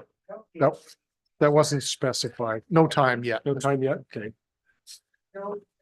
Oh, you guys, you were trying to get people to come. All right. Councillor Cromwell has moved the adoption of the calendar as amended. Is there any further discussion on that? Let's get into the silly time, so let's seeing none, all those in favor? That is adopted, opposed, Motion is carried 8-0. We have a next item of, on our agenda is 10.1 feasibility for the Green Municipal Fund. Director Whaley, this is you. Yes, thank you, Mr. Chair. This is probably one of the more wordier motions you're going to see recommended out of the Infrastructure Services Department, but it is the recommended resolution for FCM, which is the requiring body for us to apply for this grant. So Sorry, and for everybody's benefit, we were given this earlier in the day. So the recommendation is the council approves this resolution describing Athabasca County's commitment to and financial support for the feasibility project and Green Municipal Fund application for the feasibility study for the green retrofit of the municipal administration building. That's the So motion. moved. Councillor Cromwell has moved that. Is there any discussion on that item? Okay. Good work. Okay, and Councillor Cromwell has moved that motion. The motion is on the floor. Is there, if there's no discussion on the question of the adoption of the motion, the council approves this resolution describing Athabasca County's commitment to and financial support for the feasibility project and Green Municipal Fund funding application for the feasibility study for the green retrofit of the municipal administration building. That's almost like picking pickled peppers. If there is no further discussion, all those in favor? Opposed? We are adopted 8-0. The motion is adopted 8-0. The next item of business is reports. Aspen Regional Water Services Commission. I put that on because I just was pre-reading Councilor Minns' mind that I assumed you'd want it. The update that I have is that the budget has been approved with a partial deferment of the basically the capital reserve contribution for the town as part of the transition to a single rate system across the region. And the discussion really nailed down that it is a 3-year phase in from 0 the first year, half the second, and full on the third year. And it was made very clear at the meeting that that was the last wobble on that, or exception made. Yep. And do you have more to add? Yeah, we put that rate into motion that next year they are at 100% on their water rates. So and that the asset governance and asset study, we dabbled into it a little bit more. Main thing to come out of that is motion was made to advance the study and to actually the engineering company to look at taking over the county system from the commission to take over the county system from river to tap and see what that would come out like. So very happy with that movement going forward, going into being looked at. So hopefully that'll the meetings there are going to be a little bit longer for the next possibly year. Let's just say the next year, just due to the fact that they got to have the study done by December 31st of this coming year in 2024. So there's going to be a little bit more interaction between the engineering firm, Associated Engineering, and Blue Sky, whoever Blue Sky is. Blue Sky's working on dispute resolution process between the commission and the partner municipalities. Right. So it's moving on, but it's gonna take a while, for sure. Yeah. I think that's one thing they did notice. I remember the commission manager saying that the pH level in the river has gone up with the water coming into the raw water plant going into our reservoir, and asked him what does he contribute that to, which consists of most likely he figures is the fires with the air quality and ash and everything coming down, even with the runoff. And that actually I was very impressed with that because that actually coincides with the Athabasca Watershed Council at their meeting. They were saying that they are also seeing the same phenomenon happening where the particulates and everything in the water that's coming, that they are testing. It's a great idea. They test too, and they just watch the figures too, and they find the same thing. So. And then a lot of Jamie's time went here last month with the water licenses. And because there's 2 water licenses, one with the town and one with the commission. Water license come from 3 water licenses. 1914, 1979, 76. 76, 74, somewhere in there, 70s, And then 2008. Yeah, 2008. 2 of them have the town of Athabasca's on there. One has Water Commission, Athabasca Regional Water Commission. Out of the whole thing, we didn't want to lose any of our water licenses, so the town, what needed to happen on the water license that the town has is the name just needed to be changed from the town to the Aspen Regional Water Commission. And the fun trivia coming out of that is one of the original licenses was directed to Arthur Meehan, the Minister of Water and something, and he was a form later on to become a Prime Minister of Canada. There was quite a discussion on that. We figured Dave Pollock probably voted for him, but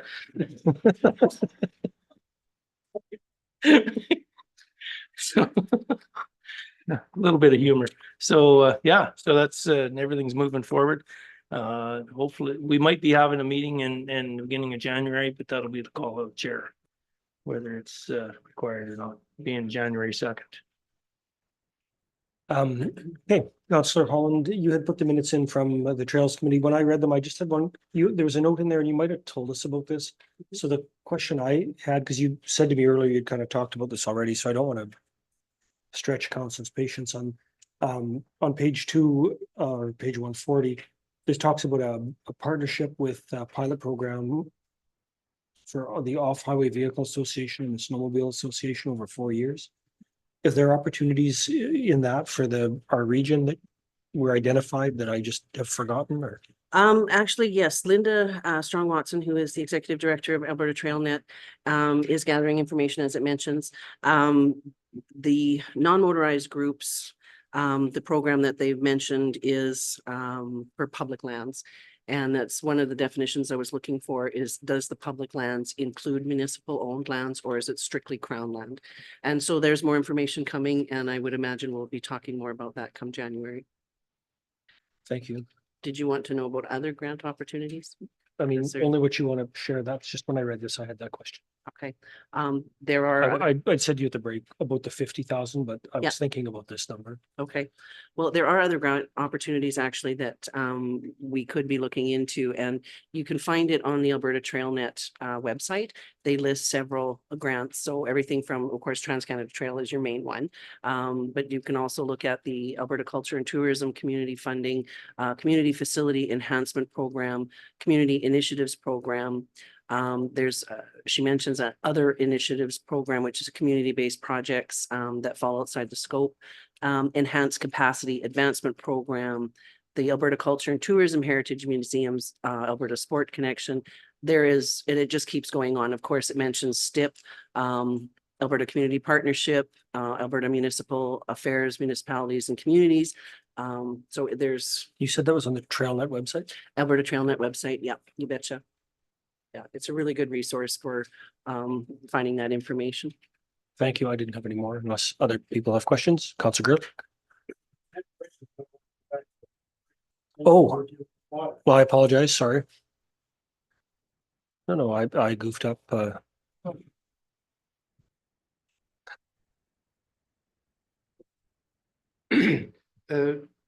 you said that for 2024, the Athabasca will not make the contributions to reserves at a lower level.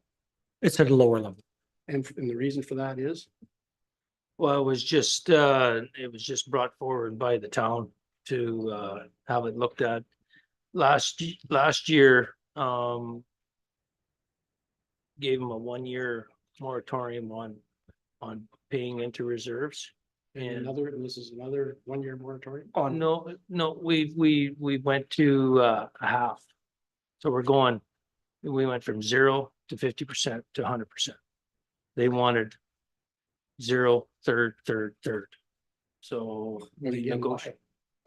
It had to do with the move from from a multi-tiered rate to a single rate across the whole system. So their cost of bulk water went up significantly under the one tiered system. But when we were talking about the house, the house concept with partnership with the town, it showed in their water and sewer, the estimate per month was $40 or $50. We've got citizens in the grassland, the absolute minimum for a single individual is I think though you have to distinguish, Councillor, between what they buy water at, what they charge water out at, and the town subsidizes their water if you were to ask their CIO. So their system costs them more to run than they charge. Really? That's what they claim.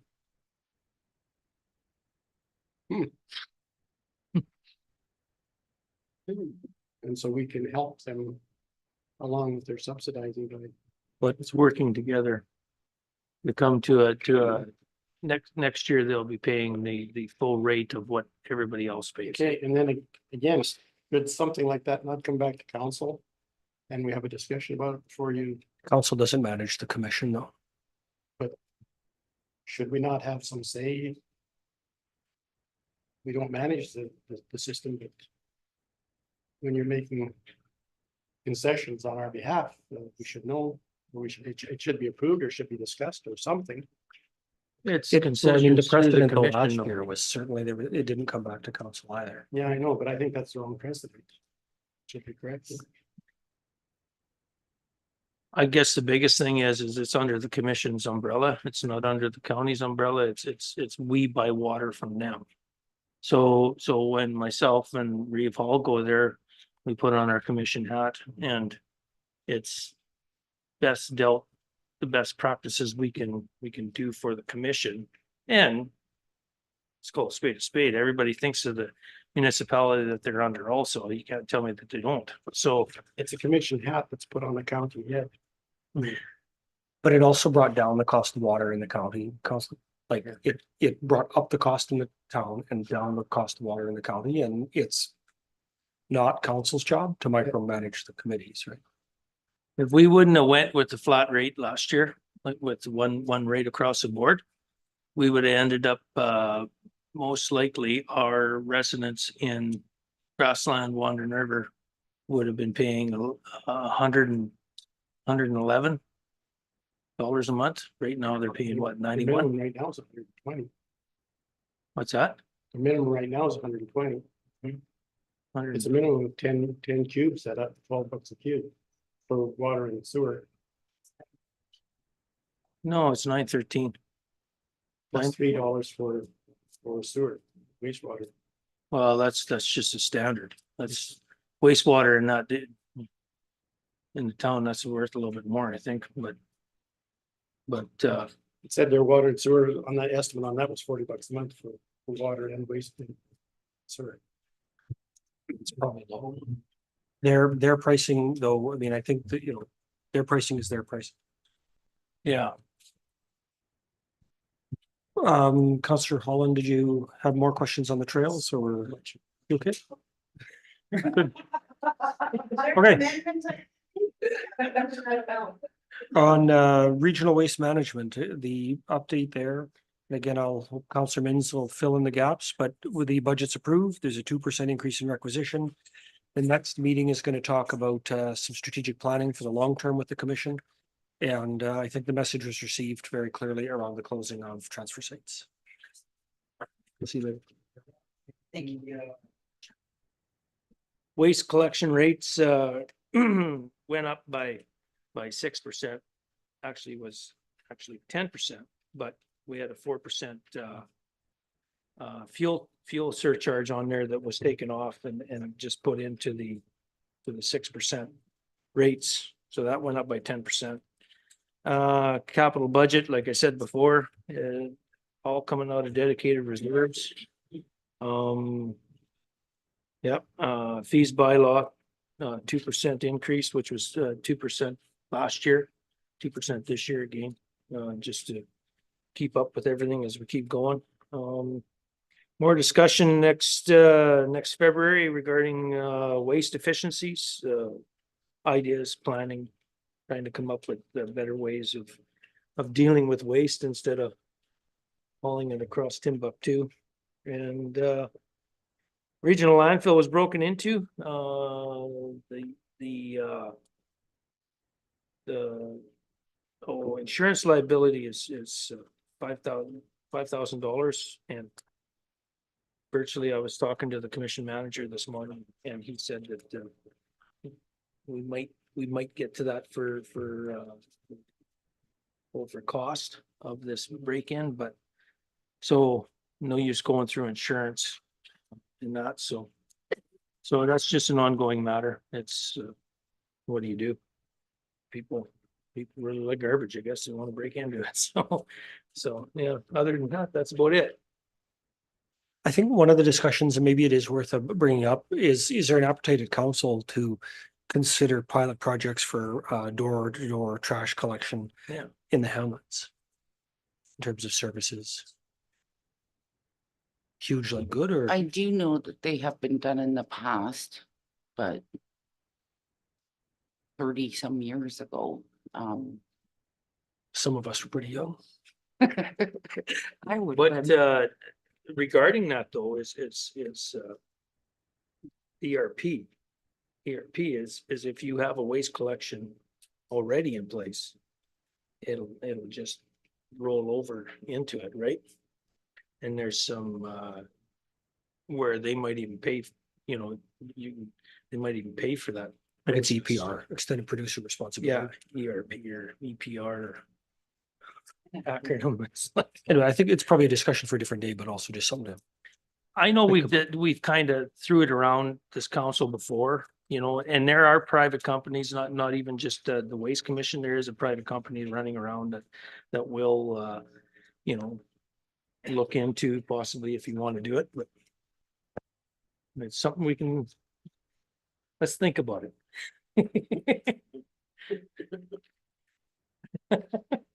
Next on the list is FCSS. I can't remember Councillor Chamzik. I'm gonna make it as short as possible. I'm gonna actually write a written submission so you guys don't have to hear it all, but I just want to hit some of the highlights.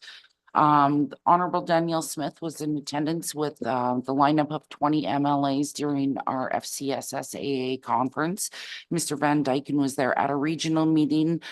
Discussion occurred around funding of FSSAA provincial grant received this year from the province, including a $5 million increase. Membership is working with the board for advocacy, transparency, requesting funding, and for better communication. Breakfast with MLA Mr. Glenn Van Dyken discussed urban and rural divide and how centralized service is a deficit to rural residents. Because not all services are available and accessible for our local offices, and our local offices knows where those resources are available. One quick fact that it was over 400 people in attendance at the conference. And I know I'm next for Northern Lights. Do you want me to continue? Northern Lights, we had a general board meeting on the 24th, passed the budget of the 1.5 increase. Meeting dates discussed for the remainder of the year, and shared the plan of service. The executive meeting on the 8th in Elk Point, we sent a letter, the board sent a letter to Mr. McIver to thank Alberta government for grant increase that really helps our small rural libraries, advocating for more red tape reduction and a formula determining how professional librarians are configured within a library system. Other than that, set meeting dates for upcoming meetings, and that's all I have. Questions on either of those? If not, it would be appropriate to receive a motion to accept the committee reports as information. Councillor Minns is in a hurry. You beat you, Councillor Hall.